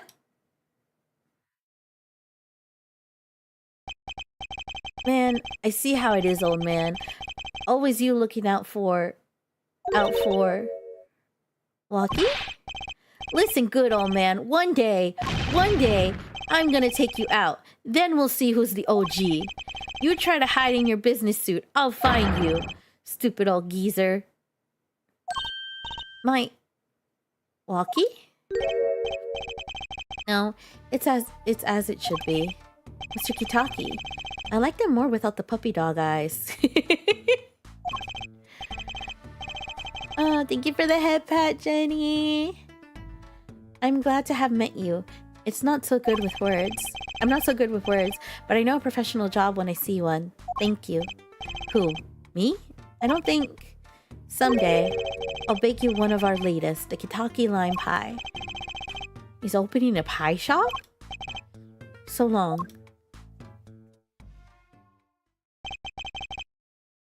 And he was gone. Well, let's head back, Apollo, to the Right Anything agency. Hey, since when do I work at your agency? Aw, we make a good team. Don't just stand there, let's get going. Huh? Why not? She did help me out. And there's a few more questions that still need answers. Like this power of mine that she showed me.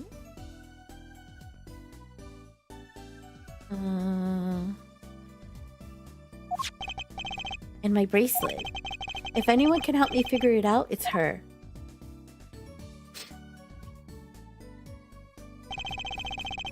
Though I can't say I care much for what her father has become. Oh, that's right. We have to go someplace first. Huh? Where? Why, to claim our reward for Mr. Eldoon. Ah, salty noodles. Right. He got his stand back already? Oh, and after that, you can come see my show. With a special appearance by the amazing Mr. Hat. Oh, it's special, alright. Please, anything but him.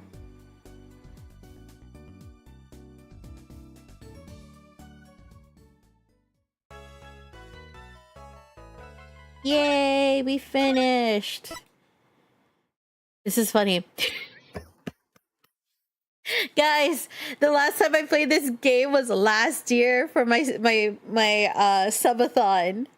My subathon week for my birthday last year. Wow. Except last year I played it on the 1st. Oh wait, no, that's 2024. Yeah. Last year. And now this year. This year we played it on my birthday.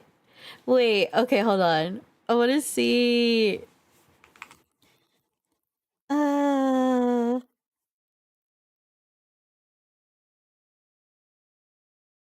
Oh, that was a Tuesday. Okay. That's funny. That's funny. Okay.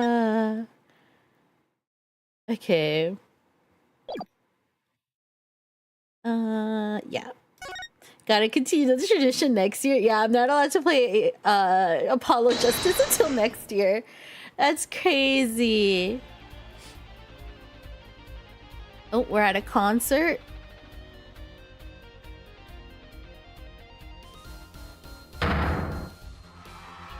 Flavio! Oh, it's the prosecutor.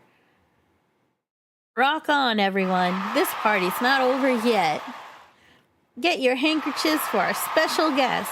That's right, baby. The night's just getting started. Right, I forget that he's like a rock star and like a prosecutor, which is very funny to me. This ends the first part of tonight's show. There will now be a 20-minute intermission. July 7th, 8:05 p.m., backstage hallway. This is so cool. Us at Gaviner's concert. Huh? Did you say something? My ears are still ringing.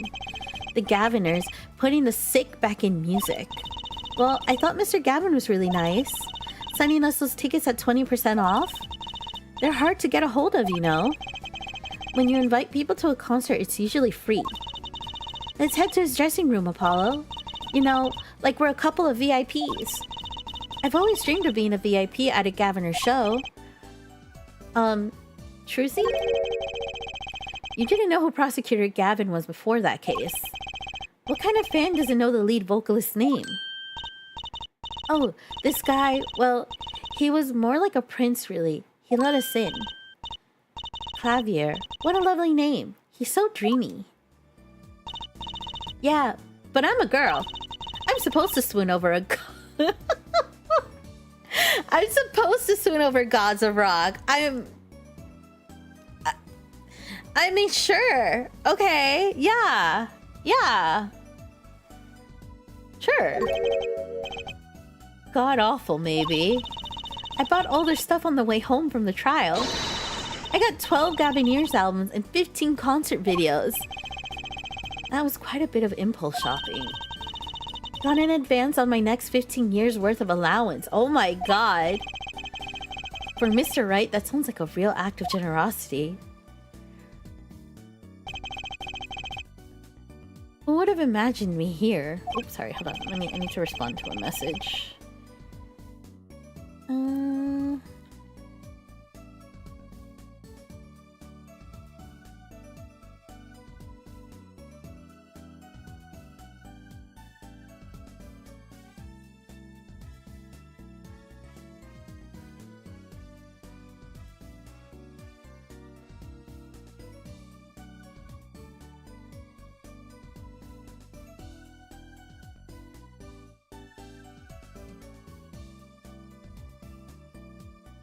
Sorry, there's like a family group chat thing and it just went crazy.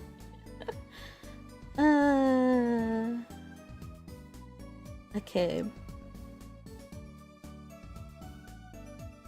I need to respond to this real quick.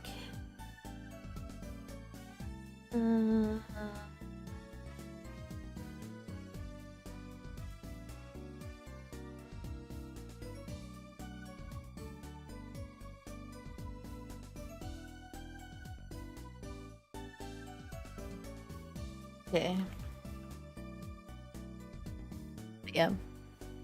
I still think that's so funny. I haven't played this game since last year. At a Gavineers concert watching Prosecutor Gavin rock. To be honest, it was kind of cool, and I'm kind of envious. Not that I'd ever admit that to Trucy. July 7th, Gavineers dressing room. Ah, you made it. Mr. Gavin, thanks so much for the tickets. And the invoice you sent along with them. You were incredible up on stage, Mr. Gavin. Nothing like music to brighten up the mood after a trial, yeah? And we're almost ready for our next act. I'm looking forward to it myself. Lamirore's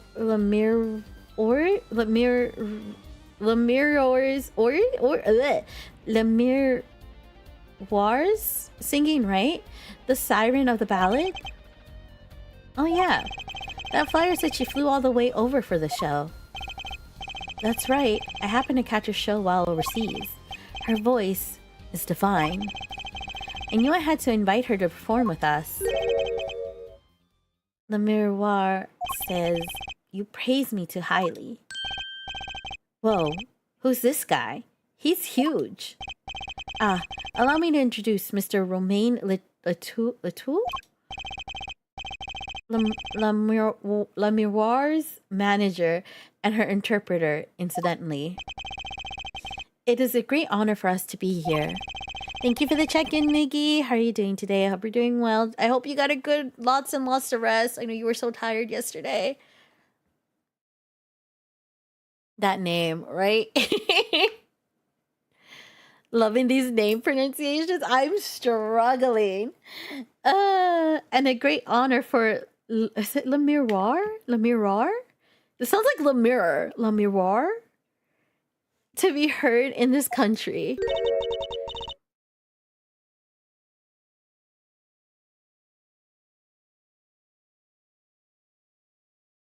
What are all these symbols? I can't. What is this?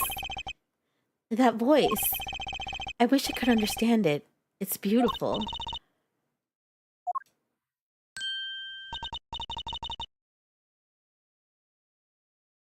Okay, she's pretty. Oh, it's Le Miroir. I'm actually meeting Le Miroir. Le Miroir? Mysterious songstress. Her quiet, deep song glides through the air, lilting above a sparse but elegant piano accompaniment. Read English! Accompaniment. La Miroir. Now, this is music. She's a real artist. La Miroir says, we have long looked forward to this joint performance. Ah, La Miroir, your voice. It is art. According to Ace Attorney Reddick. Ah.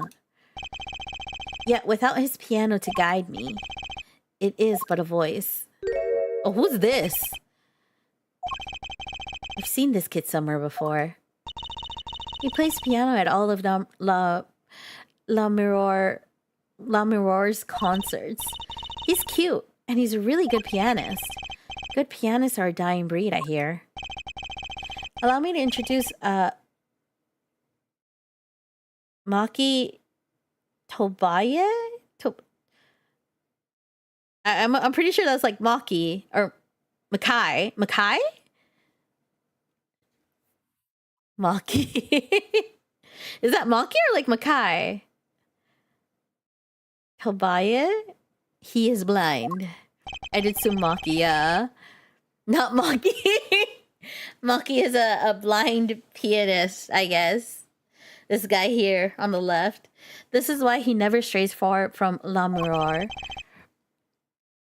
They are always together. They're like characters from some fairy tale. La Miroir is so, what's that word? Exotic. And mysterious. She does seem quite pretty, at least her eyes do. Hers is a kind of sightseeing musique. Huh? She travels the globe putting the sights she sees into songs. Even though her appearance and voice are exotic, her songs remind us of something close and warm. Sights into song. That's so poetic. She was gracious enough to put music to my lyrics tonight. The guitar serenade. I hope you enjoyed it. I can't wait.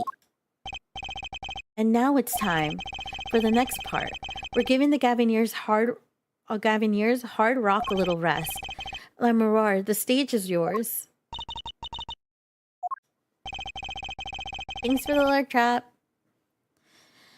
The band members will not play during La Miroir's ballad. Only Maki's tender tones and Lamaror's dual set voice.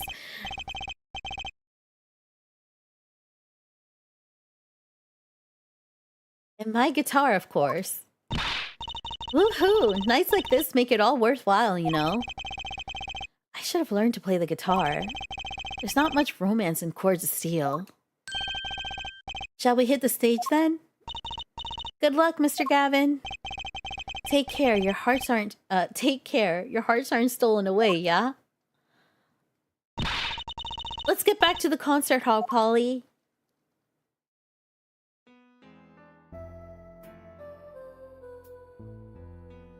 Wait, I wanna...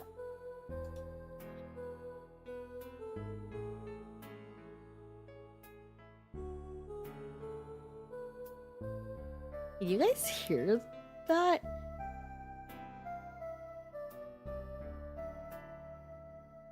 Oh wow, it's cool that they made this actual section into like...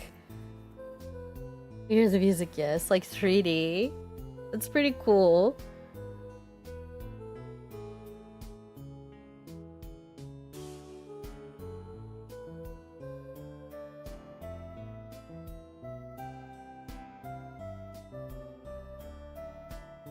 Huh.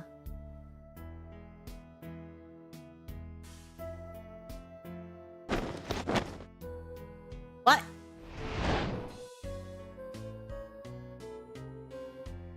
It's a magic show. Oh.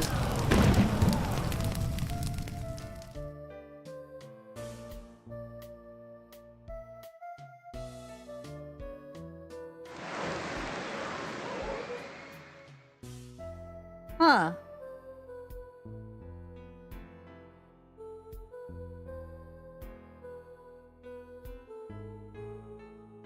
He's trying to put out the fire with his guitar.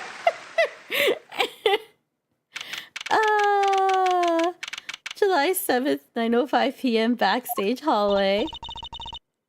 Wow, was it Lamaror raising? Hold on, let me turn my music back on. I sniffle. I even cried a little. I was surprised Prosecutor Gavin actually burnt his guitar. Yeah, that even surprised me. And I'm a magician. What a production. What a destruction.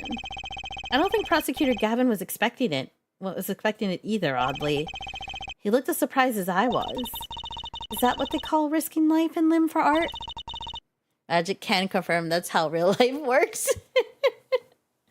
I think he's my new hero. I'm not sure I'd call that art. Well, what are we doing here?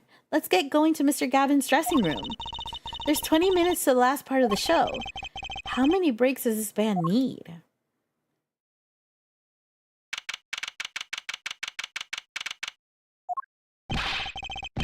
What the heck was that? I was never consulted about it. Sorry, Mr. Gavin, sir. I've asked the man in charge. I play new rock, not great balls of fire. Speaking of fire, I have a good mind to fire whoever's responsible. He seems upset. Apollo Justice, were you the one who tried to torch me? Hey, I ain't do it. So much for risking your life for art. The guitar serenade is ruined. Ruined! Well, let's try to talk to him at least. I'm not sure that's the best move right now. The flaming guitar. You mean the guitar? That wasn't part of the act? Part of the act? Who would burn up a guitar on purpose? You know, people have burned, smashed. They've done a lot of things to a guitar before, so it's not that, you know, out of pocket, I guess.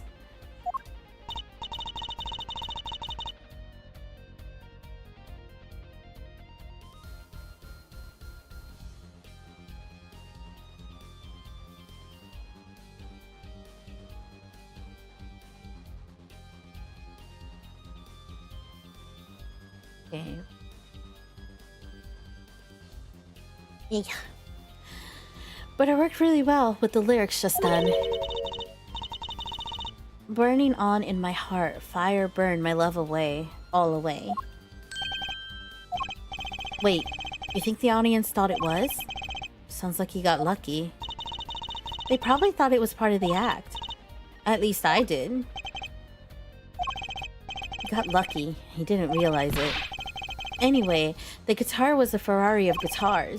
All the speed, all the sound, and all the price. If I burned one of those every show, I'd go broke. Unusually frugal for a rock band. Try saying that to Mr. Gavin.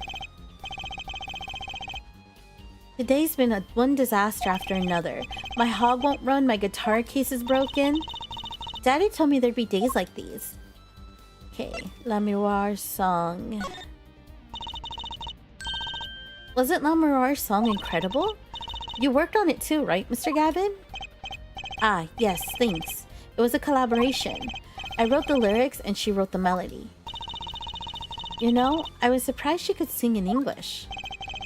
I'm sure she practiced a long time for this day. Ah, here. What's this? A lyric sheet. It's yours. Signed by myself and La Miroir. Yippee! Thanks so much! All I ever get to sign are client defense agreements. What is this? I want to see it. Almost time for the third act of the night. Oh, there's more? Yes, La Miroir's part is done. Now it's time for us to drop our groove again, yeah?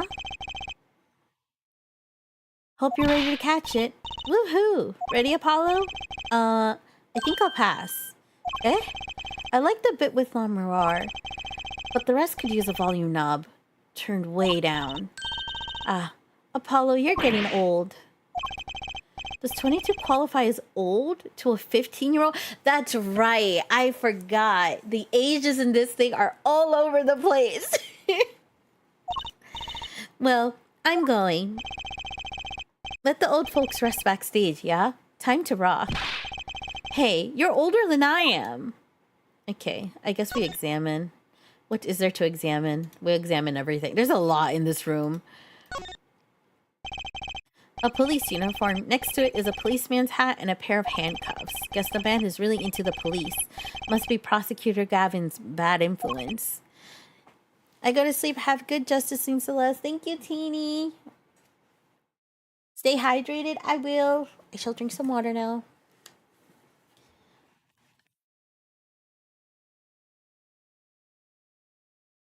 Thank you. Yeah. I thought rock and roll was all about being rebellious. Okay, so this whole section...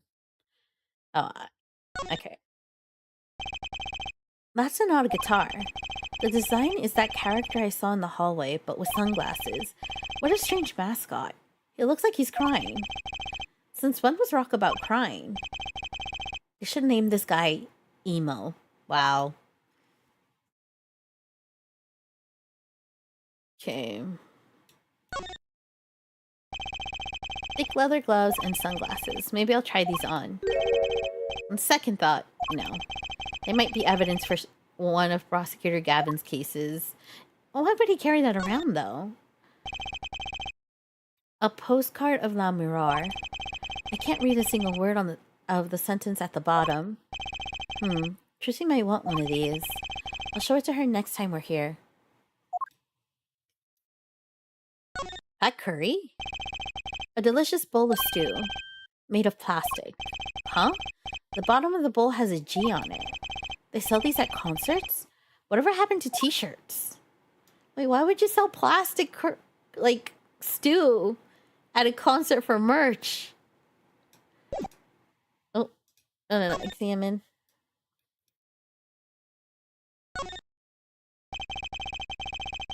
The guitar looks like it was made out of a cop car door. That's right, Trussy's not here to set me straight. Now I feel kind of lonely. Okay,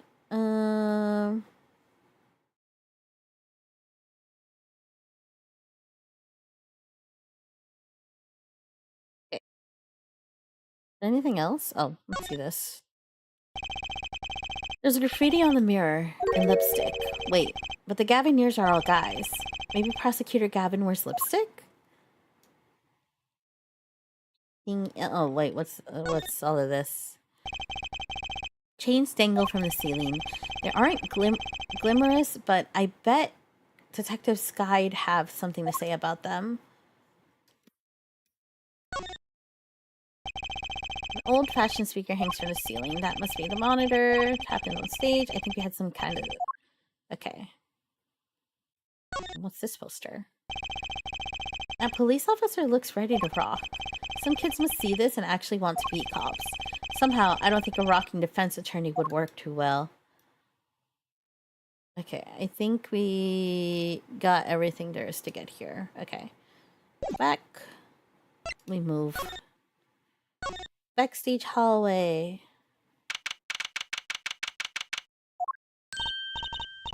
Hey, it's you. That right kid. Detective Sky. I'll let that right kid business pass. Call me Emma. There's no need for titles once you shared a bottle of fingerprinting powder. That's a new one. So, Emma, what are you doing here? Isn't it obvious? I'm snacking. You think I want to be here? Me, in charge of security in this pit? Security? Did something happen? There's no knowing with that glimmerous fop. Apparently, he's all upset because something was stolen. He wanted security back here during the concert. Where does he get off acting like he's some big rock star? He is a big rock star. Hey, you listening to me? So, where's this door here lead to? This one? That's La Mirar's dressing room. Don't even think of going in there unless you want a piece of snack-coos in your face? What? Is she ever in a good mood, I wonder? Okay. It's, I want to examine first, probably. Or... I guess we'll talk. We'll just talk. We'll go from left to right. That Gavin yours. Emma? I've never seen someone eat snacks with such vehementness. Better give her a wide berth. Katonk? She snakooed me. The mirror. Emma? I've never seen someone eat... Oh.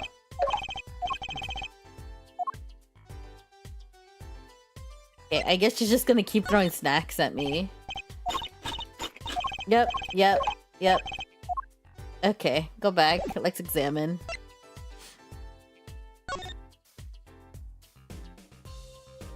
It's this guy again. What's that odd-looking doll doing there? Oh, that's the blue badger. Could you try either talking or munching, but not both? She snakooed me. Serves me right for going out of my way.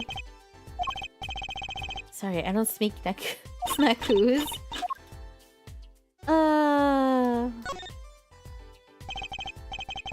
Some kind of headset earpiece. Oh.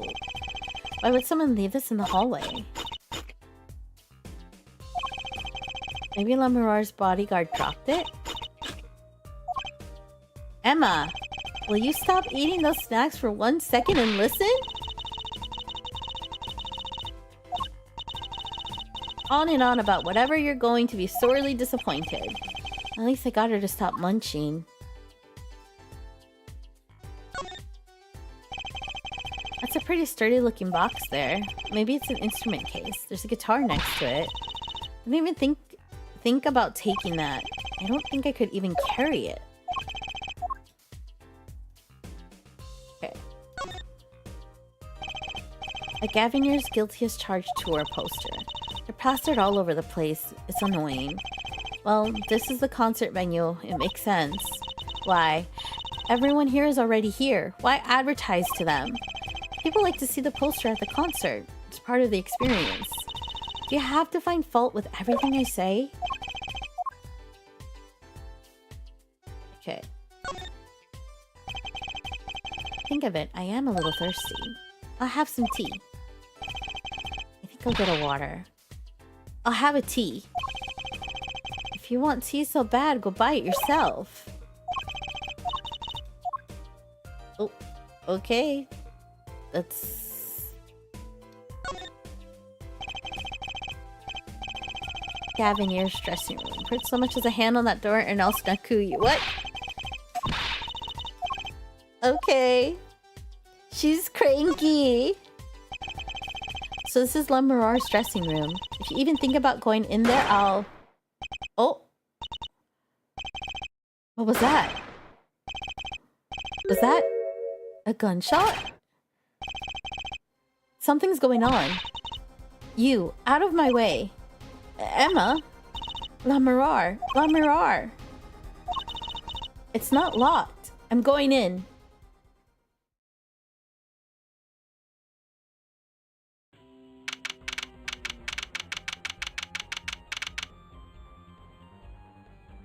Okay. What's that awful noise? Oh, it's the concert. Oh! It's Lamarar's manager, Mr... What's his name? The two. Oh no. Hey you. Me? Watch this room for me. I have to call for backup. Right, understood. You want me to make sure no one comes in, right? And don't touch anything. I'll be right back. Okay. What's going on? I just talked to him and now... He's alive? Mr. Letou, can you hear me? Shot. I was shot. Who? Who shot you? I don't know. Ask? Ask what? Ask witness. Witness. There was a witness? Who? Cold. So cold. Witness. You're cold? Don't worry. You're going to be fine. Help is on the way. Can't see. Hang in there, Mr. Letou. Tell me, who was the witness? The witness is... Ren? Siren? How can a siren witness anything?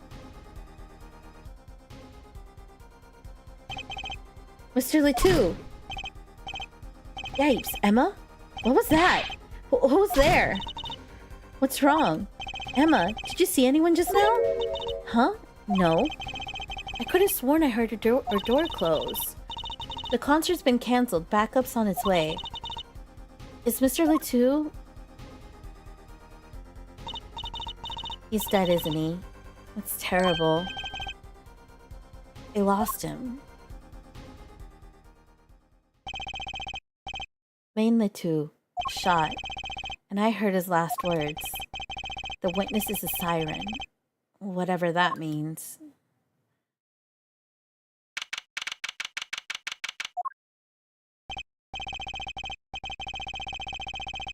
What is this? The venue's locked down. We took names and addresses before letting the crowd go. Good work, Darien. I'll let you know if I find out anything about the victim. Later. It's investigation time then. Yeah, Fräulein Detective? I don't need some rock and rolling prosecutor to tell me that. One request I must make. Tell no one, on staff or otherwise anything of this. Oh, a gag order? No word gets out other than Mr. Letou is dead. No word of the cause of death or of the murder. Tell no one, not even La Mirar. Not even her. You must keep everything on the wraps. Oh, one other thing. I'll need your signature on this here forehead. Yours too, Fräulein. On that, investigation request. Why just us? You two are civilians. It's standard procedure. That should be okay to sign, I think.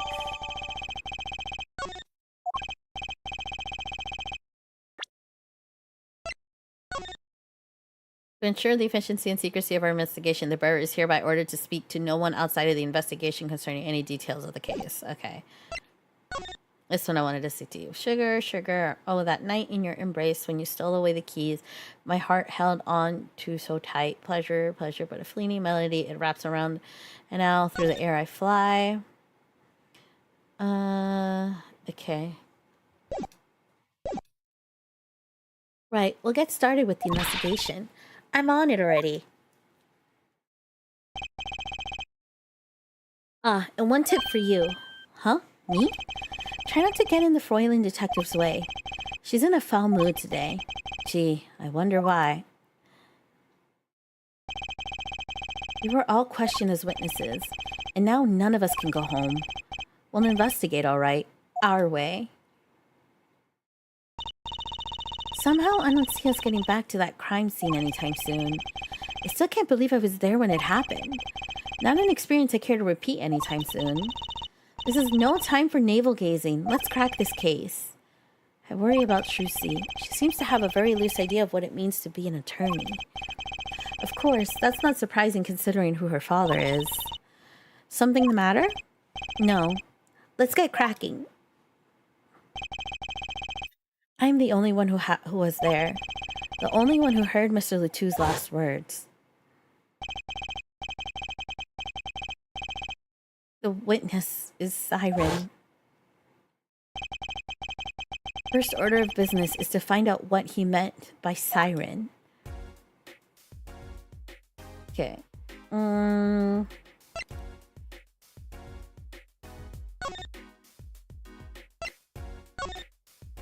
We go in there?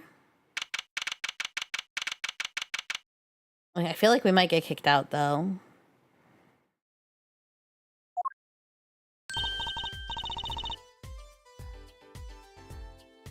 Oh, it's you. I figured you'd come. You have to let us investigate the scene, please. You're attorneys, no? Shouldn't you wait until you have a client? Latou did tell me to ask the witness the siren. With his dying breath, no less. Doesn't that count? Glare me all you want. You'll get no snacks from me. Please, think of poor La Mirar. Oh well, I suppose you did find the body with me. Great, let's get to it. Right. Try not to touch anything. She's letting us look, and she's not munching on her snacks. This bodes well. There are clues here. I can feel it. Leave no hanger unhung, no spot unspotted. Okay, let's examine. Or we'll talk. We'll go in order. Victim. Mr. Romain Latou, wasn't it? He was La Mirar's manager and interpreter, apparently. This is his first time in the country. So I'm guessing he didn't know many people here. It doesn't seem likely. Nor can I think of anyone with a motive to murder him. Except for one person, of course. One person? Who? La Mirar. No one here might have had a motive, but she's from... What are you talking about? Hey, it was Emma's idea. I said nothing. Always with the snacks. He's a big man. Or was. I don't think even I would win in a fight with him. Which is why whoever it was used a revolver, I'm guessing. We sent requests to the Bordunian embassy for more info on him. Okay, the crime. Well, you and I know more about the crime than anyone. You do? That's true. It was us who found the body. What? I guess that's what I missed for watching the concert. Hey, I wish I was watching the concert. Anything would be better than this. Well, we know the crime took place during the concert. And when we heard the shot and entered the room, the killer was already gone.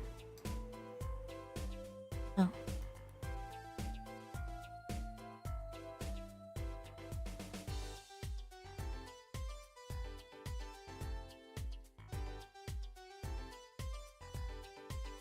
Ah!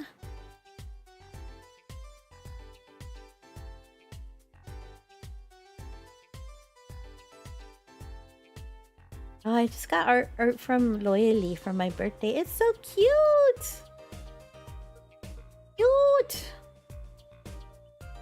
Here, I'll show you guys.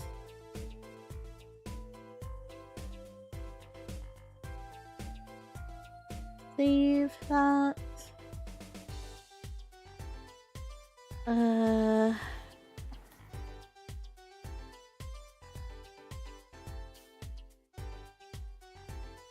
Here, give me a second. It's so cute. Okay. Browse. Oh, it's so big. Okay. Give me a second. Look what Loyally got me for my birthday. Double do. So cute. They're so pretty. It's cute.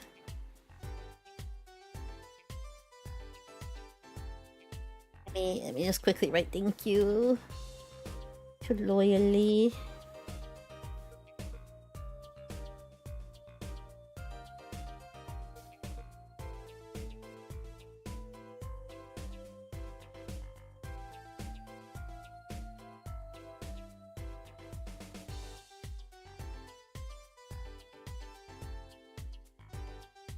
Okay. Oh, I'm close that now. Okay.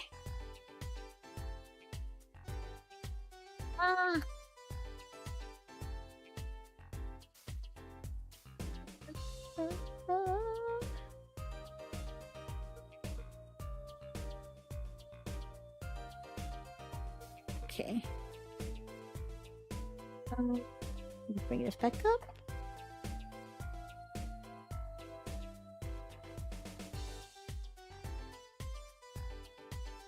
Here. There we go. The killer was already gone.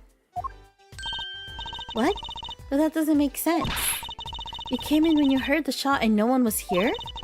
How did they leave the room? That window's a little too small, isn't it? The mystery of the disappearing killer. Okay, now I think we can examine.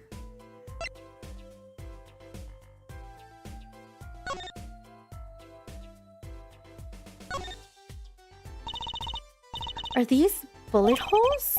Looks like it. There are two here in the wall. From the looks of it, the victim was shot once in the shoulder. The first shot must have missed. But there are two holes. Wouldn't that mean two misses? The murder weapon is a .45 caliber revolver. It's very powerful. I believe that what we're seeing here is the mark left by the second bullet after it passed through his shoulder. Ouch. Sounds painful. No kidding. I wonder about this murder weapon.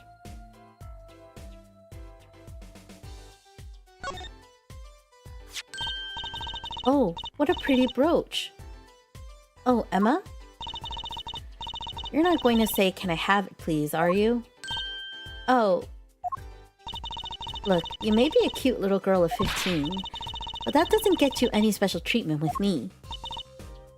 Oh. It's not healthy to envy the young, Emma. It's not about envy, it's about tampering with evidence. Note to self, Emma lacks a sense of humor. Use caution. You need to learn to respect your elders a little.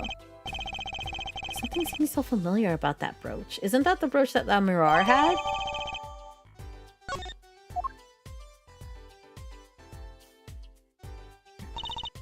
Actually, it's technically a stepladder. Well, hello, Miss Fancy Pants. Please forgive my lack of ladder discrimination. I'm less worried about the stepladder and more worried about why it's there. Why is the ladder there? Is there a vent? There's a vent above.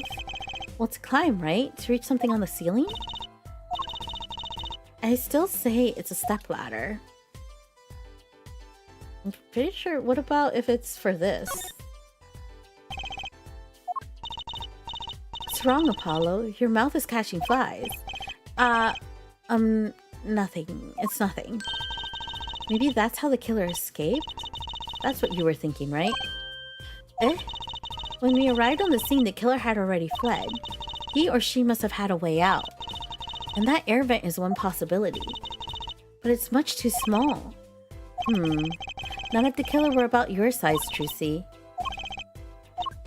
I didn't do it. Eh? I was cutting up the dance floor at the time, thank you. I know. Of course I don't think you did it. It's hard to tell with you sometimes, Apollo. Hey, what have I done? Okay, we got the TV. Ah, Apollo, look at that thing. It's huge. That's a TV. Yeah, a wide flat screen TV. I want one of those. You'll be wanting for a long time on your salary, Junior.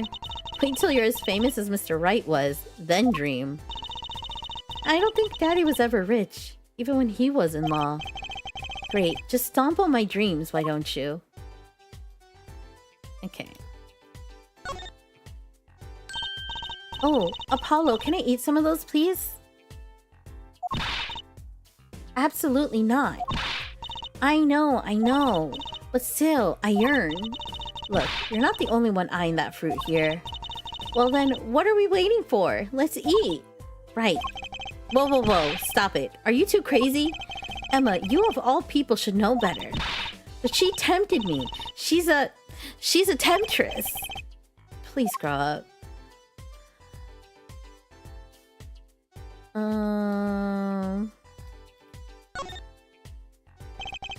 What's this poster? Let's see. This Summer a Legal's Eagle production of Case Closed. Looks like a poster for a different show. One I wouldn't mind seeing real soon. There's another Gavineer's poster here. I'm just about sick of seeing those personally. Maybe I'll tear it down. No tampering with the crime scene, Emma. Maybe there's something else I can tear to shreds. Don't look at me.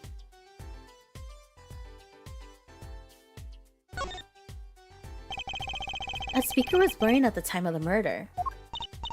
Ah, that's for monitoring the stage from this room. Monitoring? It pipes in a real-time feed from the stage microphones, useful for knowing when your set is coming up. Yes, I seem to recall it being loud and vaguely musical. It made it hard to hear Mr. Latu's last words. Okay. Did we see everything there is to see over here, though?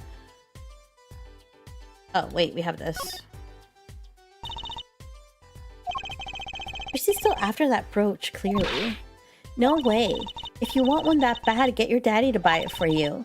Daddy always says, Trucy, if you want something, go find or borrow it. Oh, and when in doubt, beg. Leave it to Mr. Wright. I should be concerned about Trucy's future. But I'm more concerned about the owner of that brooch. Okay, I think we checked everything, so now we go to the second half. Okay. Seeing these mirrors lined up like that makes me think I'm really in a dressing room. You are in a dressing room. This must be makeup. I've never heard of most of these brands. Maybe they're Borginian? All I know is they sure don't make for much of a clue. Okay, let's just continue looking above and then we'll look at the crime scene at the bottom. What an amazing bouquet. I mean, it's giant. Not sure I approve. It'd be better if this flower was a bit more... Oh. The flower fell off. What happened to preserving the crime scene, Emma? It's fine. Fine. I'll just put it back. See? How scientific. Okay. This is one of those, things, right? At the barber's? A permanent dryer? Want me to curl those bangs of yours? No thanks. Better not mess with his hair, Emma. It's part of his identity, you know. Look at all these presents. La Miroir sure is popular. Oh, I wonder what's inside. We can't open them, can we? Probably not a good idea. You never know what you might find in one of these boxes. Bombs, razors, ransom notes. It could be anything.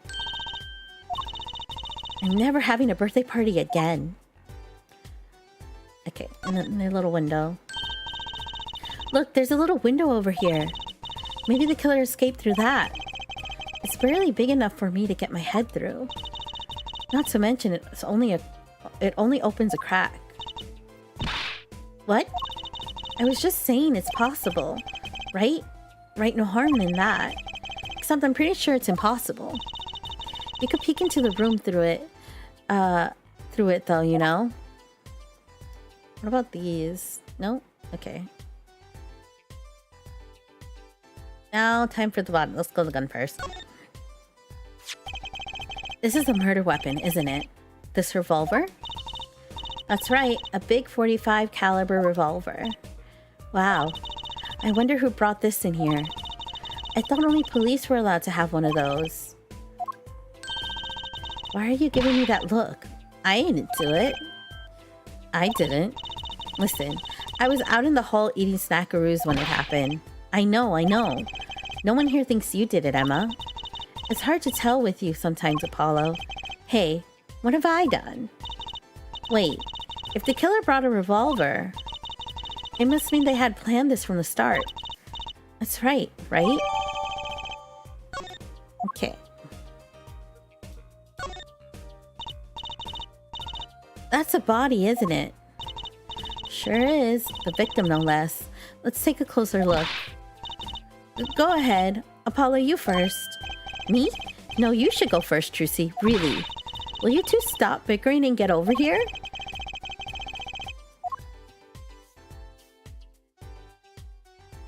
Okay. No clues here. Oh, wait. There's some... Wait, it looks like something was written here. Because his... He has... Yeah, this. Is that blood? Why don't you examine this one, Apollo? You know more about, red stuff than I do. Yep. Says who? Something is strange about this blood, though. Something was written.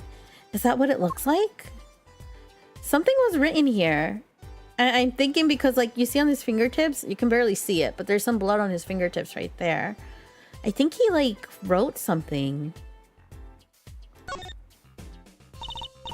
Paulo, look at this hand. He's holding something. Hey, no touching. You can throw all the snacks at me you'd like, Emma. But sooner or later, you're going to run out of them. You raised a good point. I'm a bit intrigued by this scene. Let's take a look. Ah. See there? He's holding something. What's this? Keys. A keyring? You think it might belong to the killer? Certainly a possibility. What an unusual keyring. And what unusual keys. This could be a vital clue. I like how one of the keys says Goral. One is a guitar.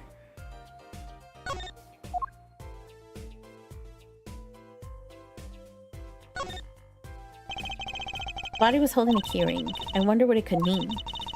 It must mean something. It doesn't look like the kind Mr. Letou would use. So the question is, whose keyring is this? Well, you're practically a detective there, Apollo.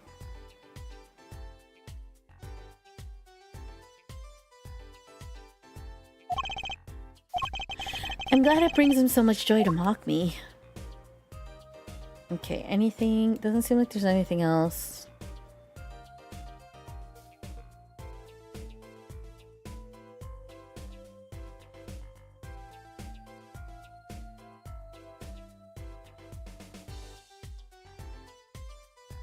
Okay.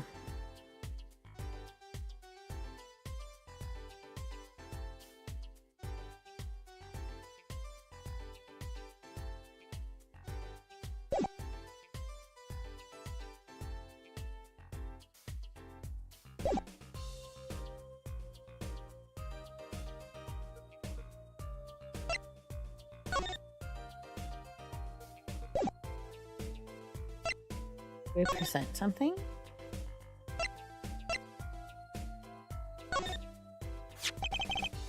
So this is a murder weapon. This revolver is incredibly heavy. It's been fired twice. You can still smell the gunpowder. That's odd. What's odd? Oh, nothing. Hey, no fair. Tell us. It's just something about this revolver seems strange. Strange. Can we examine it?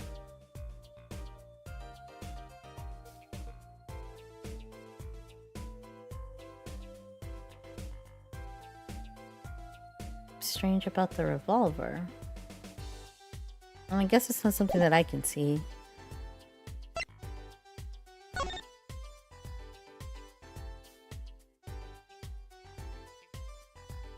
Okay.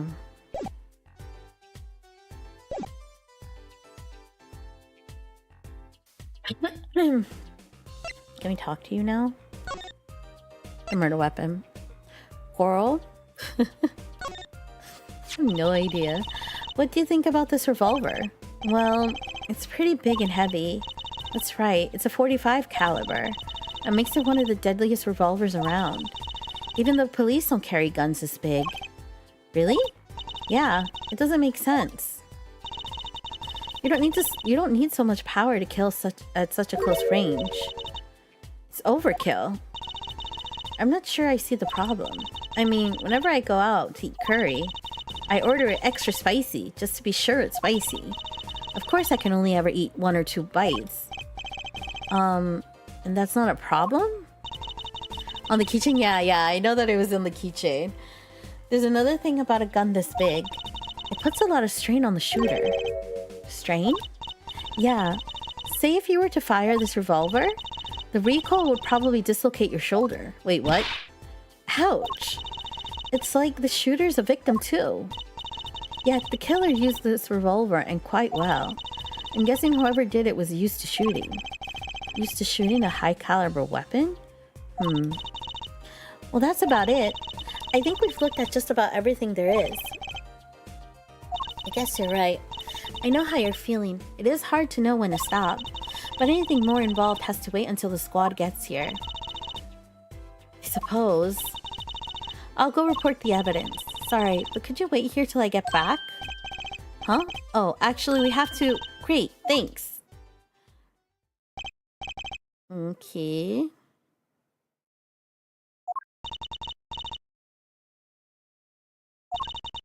Well, that's to wait. Great. Now how am I supposed to investigate? Oh. Well, I guess it can't be helped. Let's go. Huh? Go?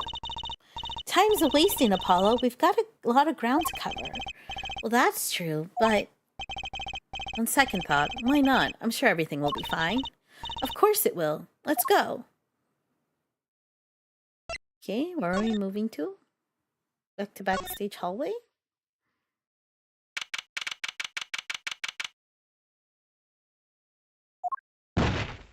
Oh, who is this? Who's there? We didn't just imagine that, did we? He was wearing a silk hat. Friend of yours? Hardly. Whoever that was, he sure looks suspicious. Okay.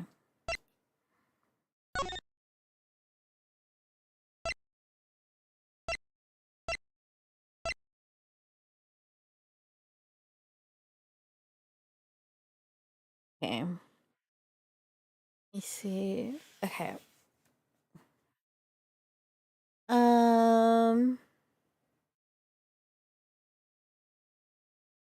We'll go for a little bit longer. Let's finish this chapter at least then. Or try to.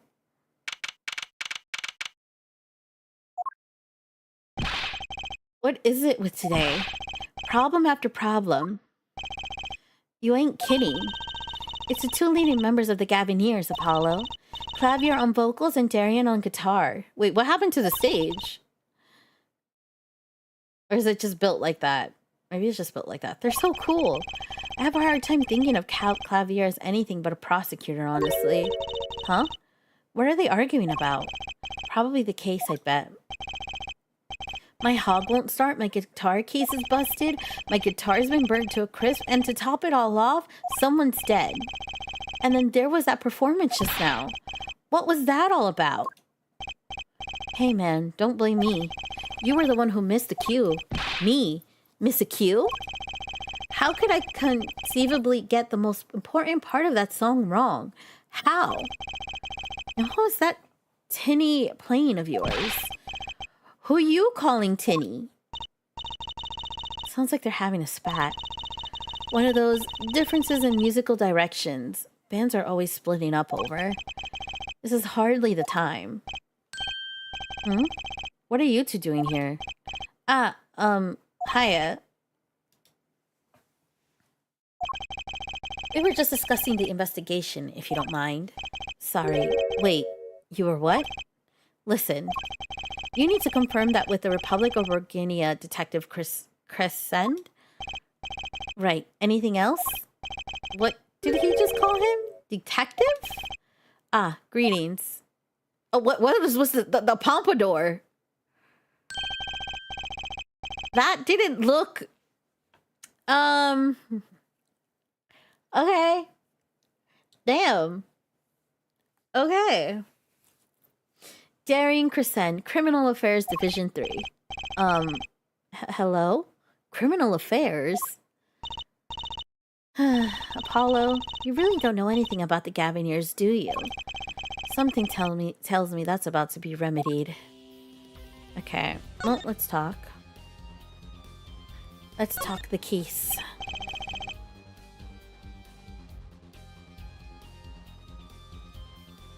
Okay.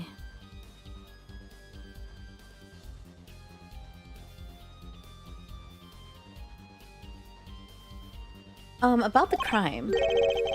Which crime do you mean? The murder. What else? Oh, that.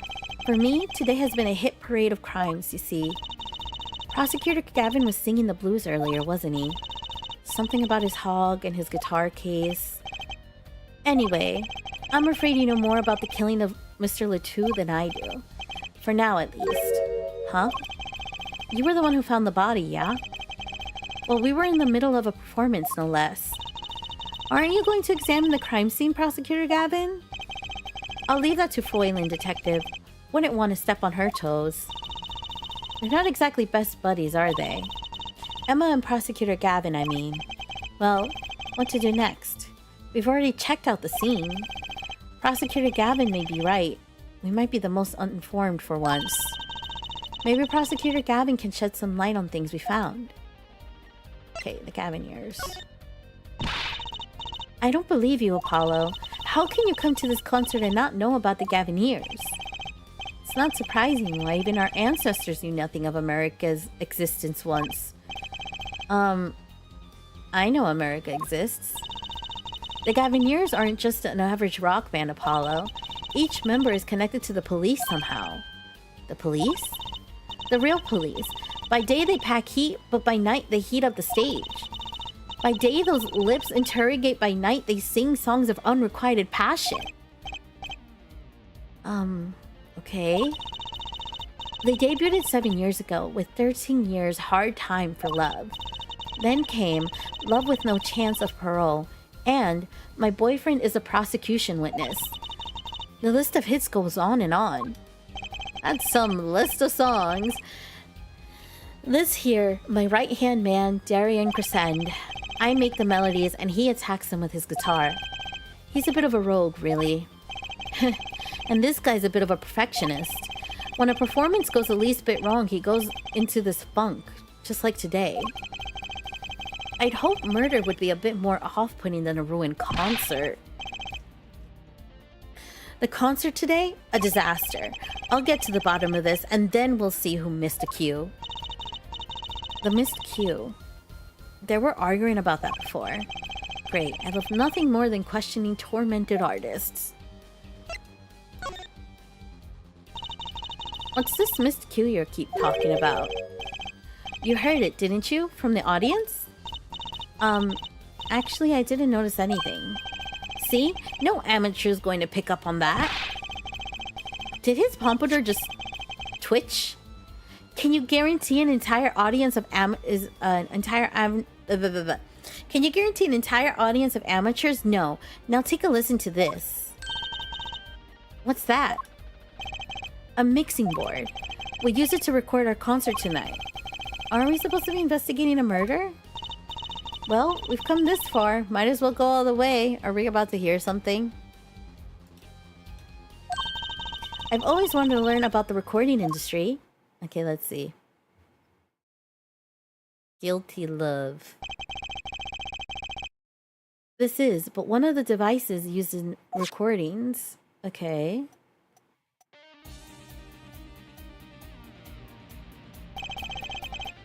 Five-part band. This lets us record each member's performance separately. You use the slider to adjust the volume for each part. Check it out. Okay. How do I...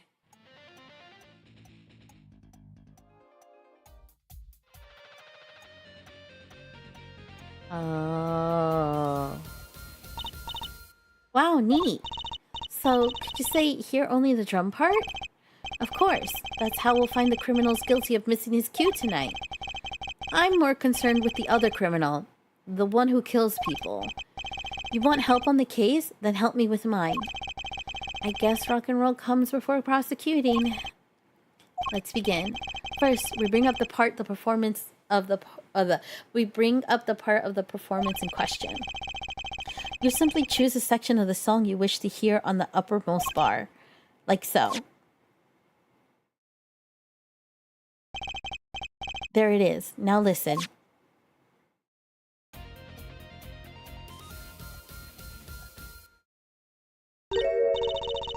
Something wrong? You couldn't hear it? Listen again closely. What? Am I actually supposed... Is it okay?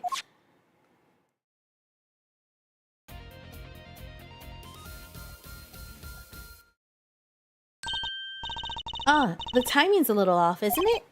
You see? There, right at the most important part. And even an amateur can hear it. An amateur with a mixing board, maybe. You're missing the point. We'll never stamp out crime until we're perfect. Perfect! Here he goes again. Right. Her amateur, you will prove my point. Huh? Me? You will find the missed cue. You will tell us which instrument, which part is guilty. Is the guilty party? A lawyer. I'm not. I'm a lawyer. How am I supposed to... How am I...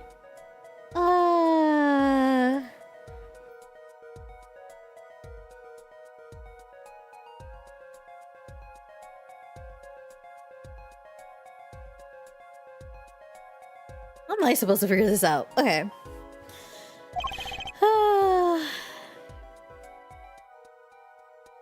But how? Did I not just explain it? Move the slider with W and S to adjust the volume for each part. Okay. Then you will find the part that's hopelessly bungles the cue with A and D. Okay. You'll find it with your untrained amateur ears. Nothing to do but try, Apollo. Okay.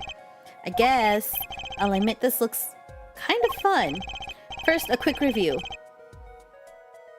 Okay, W and S for volume. Jump to another section of the song with Q and E. Okay.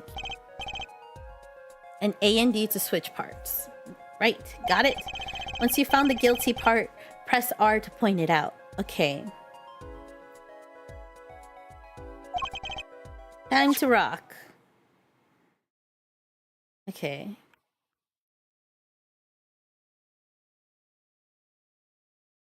And then we need... That's the part?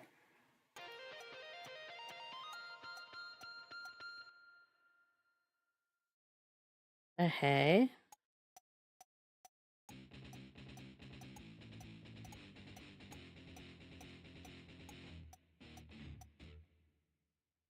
Wait, okay. What am I supposed to be listening out for? I don't understand. Okay. Let's, cue and then play.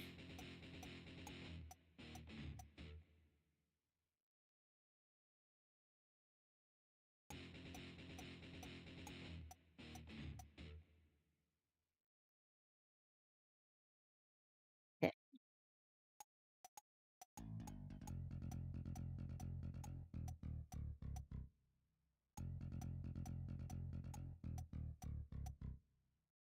Okay. Oh, okay. I think I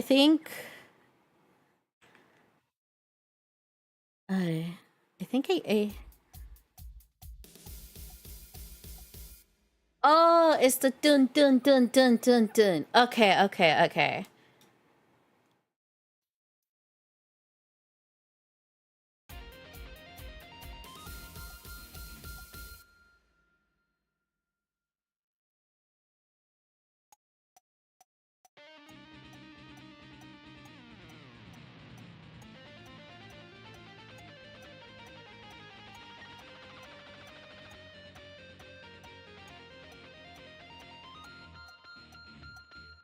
Oh, okay. It's prevent. What? This part is off. Which is that? Second guitar? Oh. It was you, Darian. Oh, well, looks like the cat's out of the bag. Well, that's all you have to say? That kind of attitude lets killers walk free, Darian. That's a bit of that's a bit dramatic, is it not? Here they go again. Maybe it wasn't such a good idea to ask about the concert. It's starting to feel like we're just wasting time. It's all experience under our belts. That can't be bad. I still can't get over the title for that song. Guilty Love? Okay. Can we examine now? Or do we present?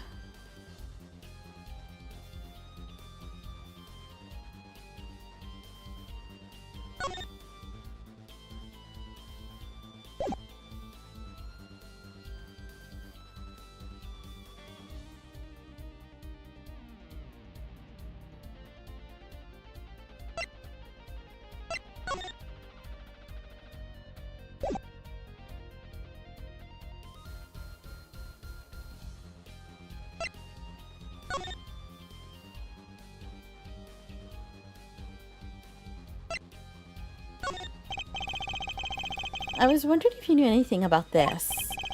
That? Does it look familiar?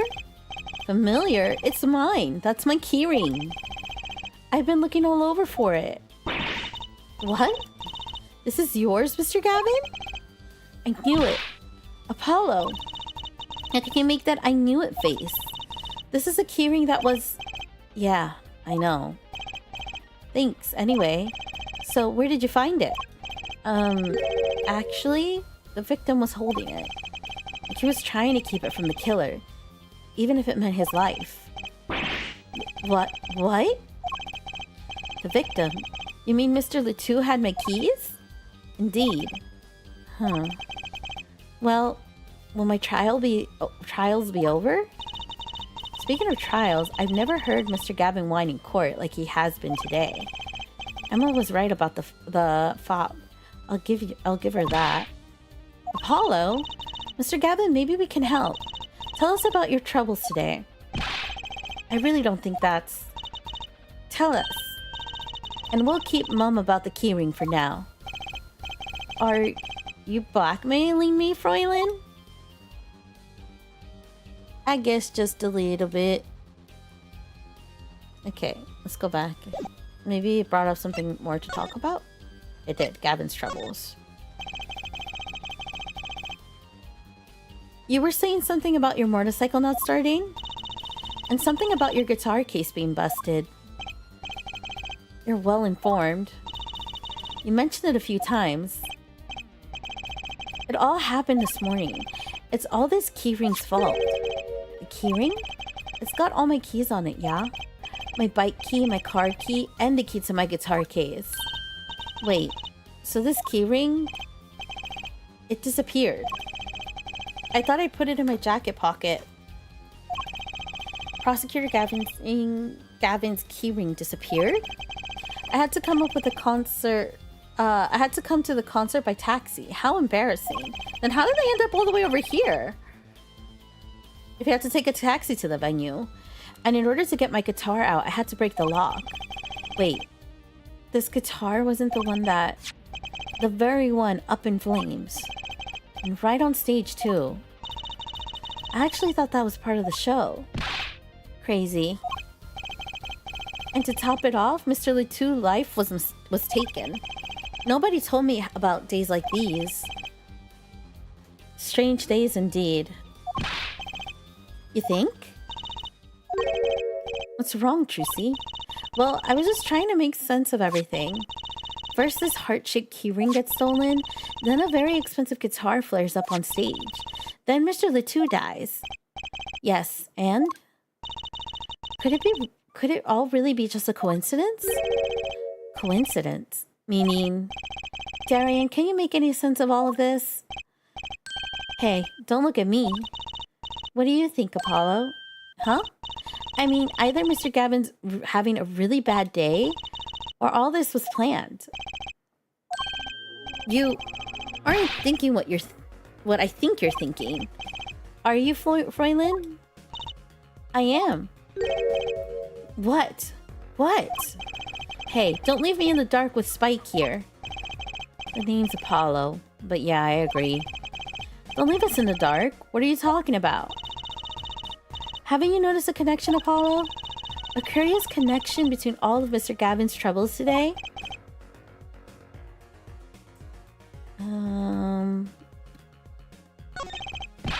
You know, something was bugging me too. That keyring and the guitar and the body? Slow down there, Polly. You look a wee bit dizzy. He's bluffing. He hasn't figured it out. Fess up. If you're a man, you're as clueless as I am. Huh? No. Give her forehead a chance. Let's see her your evidence of the connection, shall we? Evidence? I'd better think of something pronto.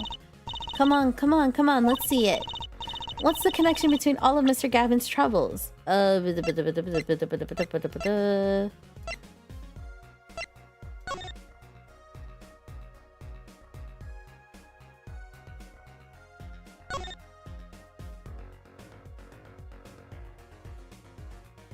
it's the lyrics. Take that! It's this, isn't it?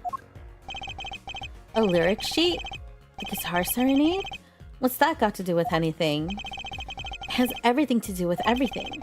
Though I wouldn't have believed it if Fräulein hadn't pointed it out. What are you talking about, man? Enough with the riddles! Maybe it is a coincidence, or perhaps it means nothing. Don't you think, Fräulein? I do. Everything that's happened to Mr. Gavin today is predicted in the lyrics to the song. What? No way.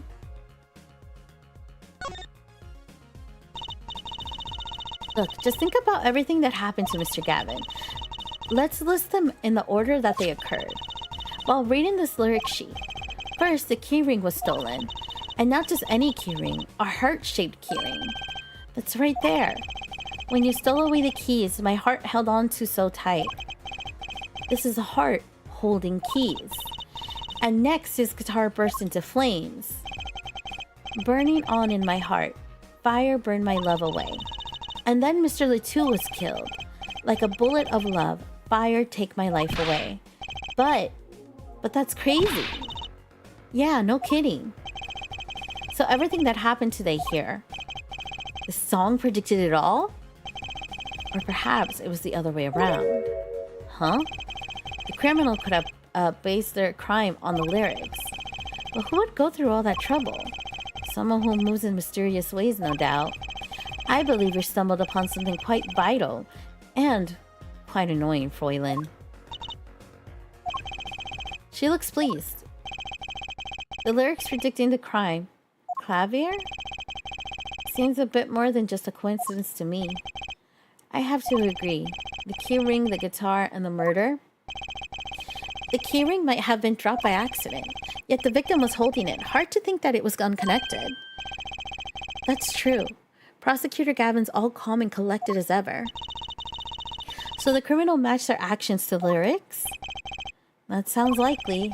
Why would anyone do that? While we think about that, I'm gonna get cracking on the biggest crime here. I'm going to talk to Borginian Embassy about this, Mr. Letou. Alright, thanks, Darian. I'll leave the pondering of mysteries to you. I'm out of here.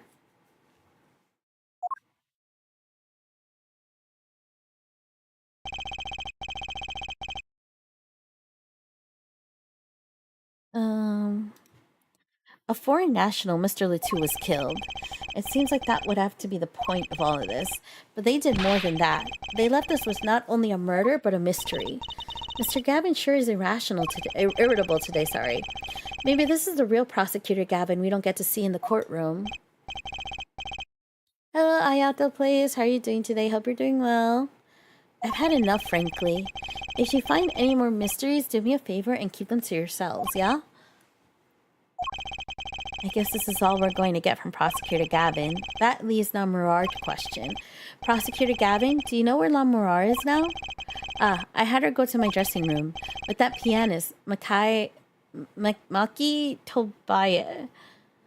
Maki Tobey, maybe? Of course. She seemed rather shocked by Mr. Letou's sudden passing. The Gaviner's dressing room. Got it. Okay.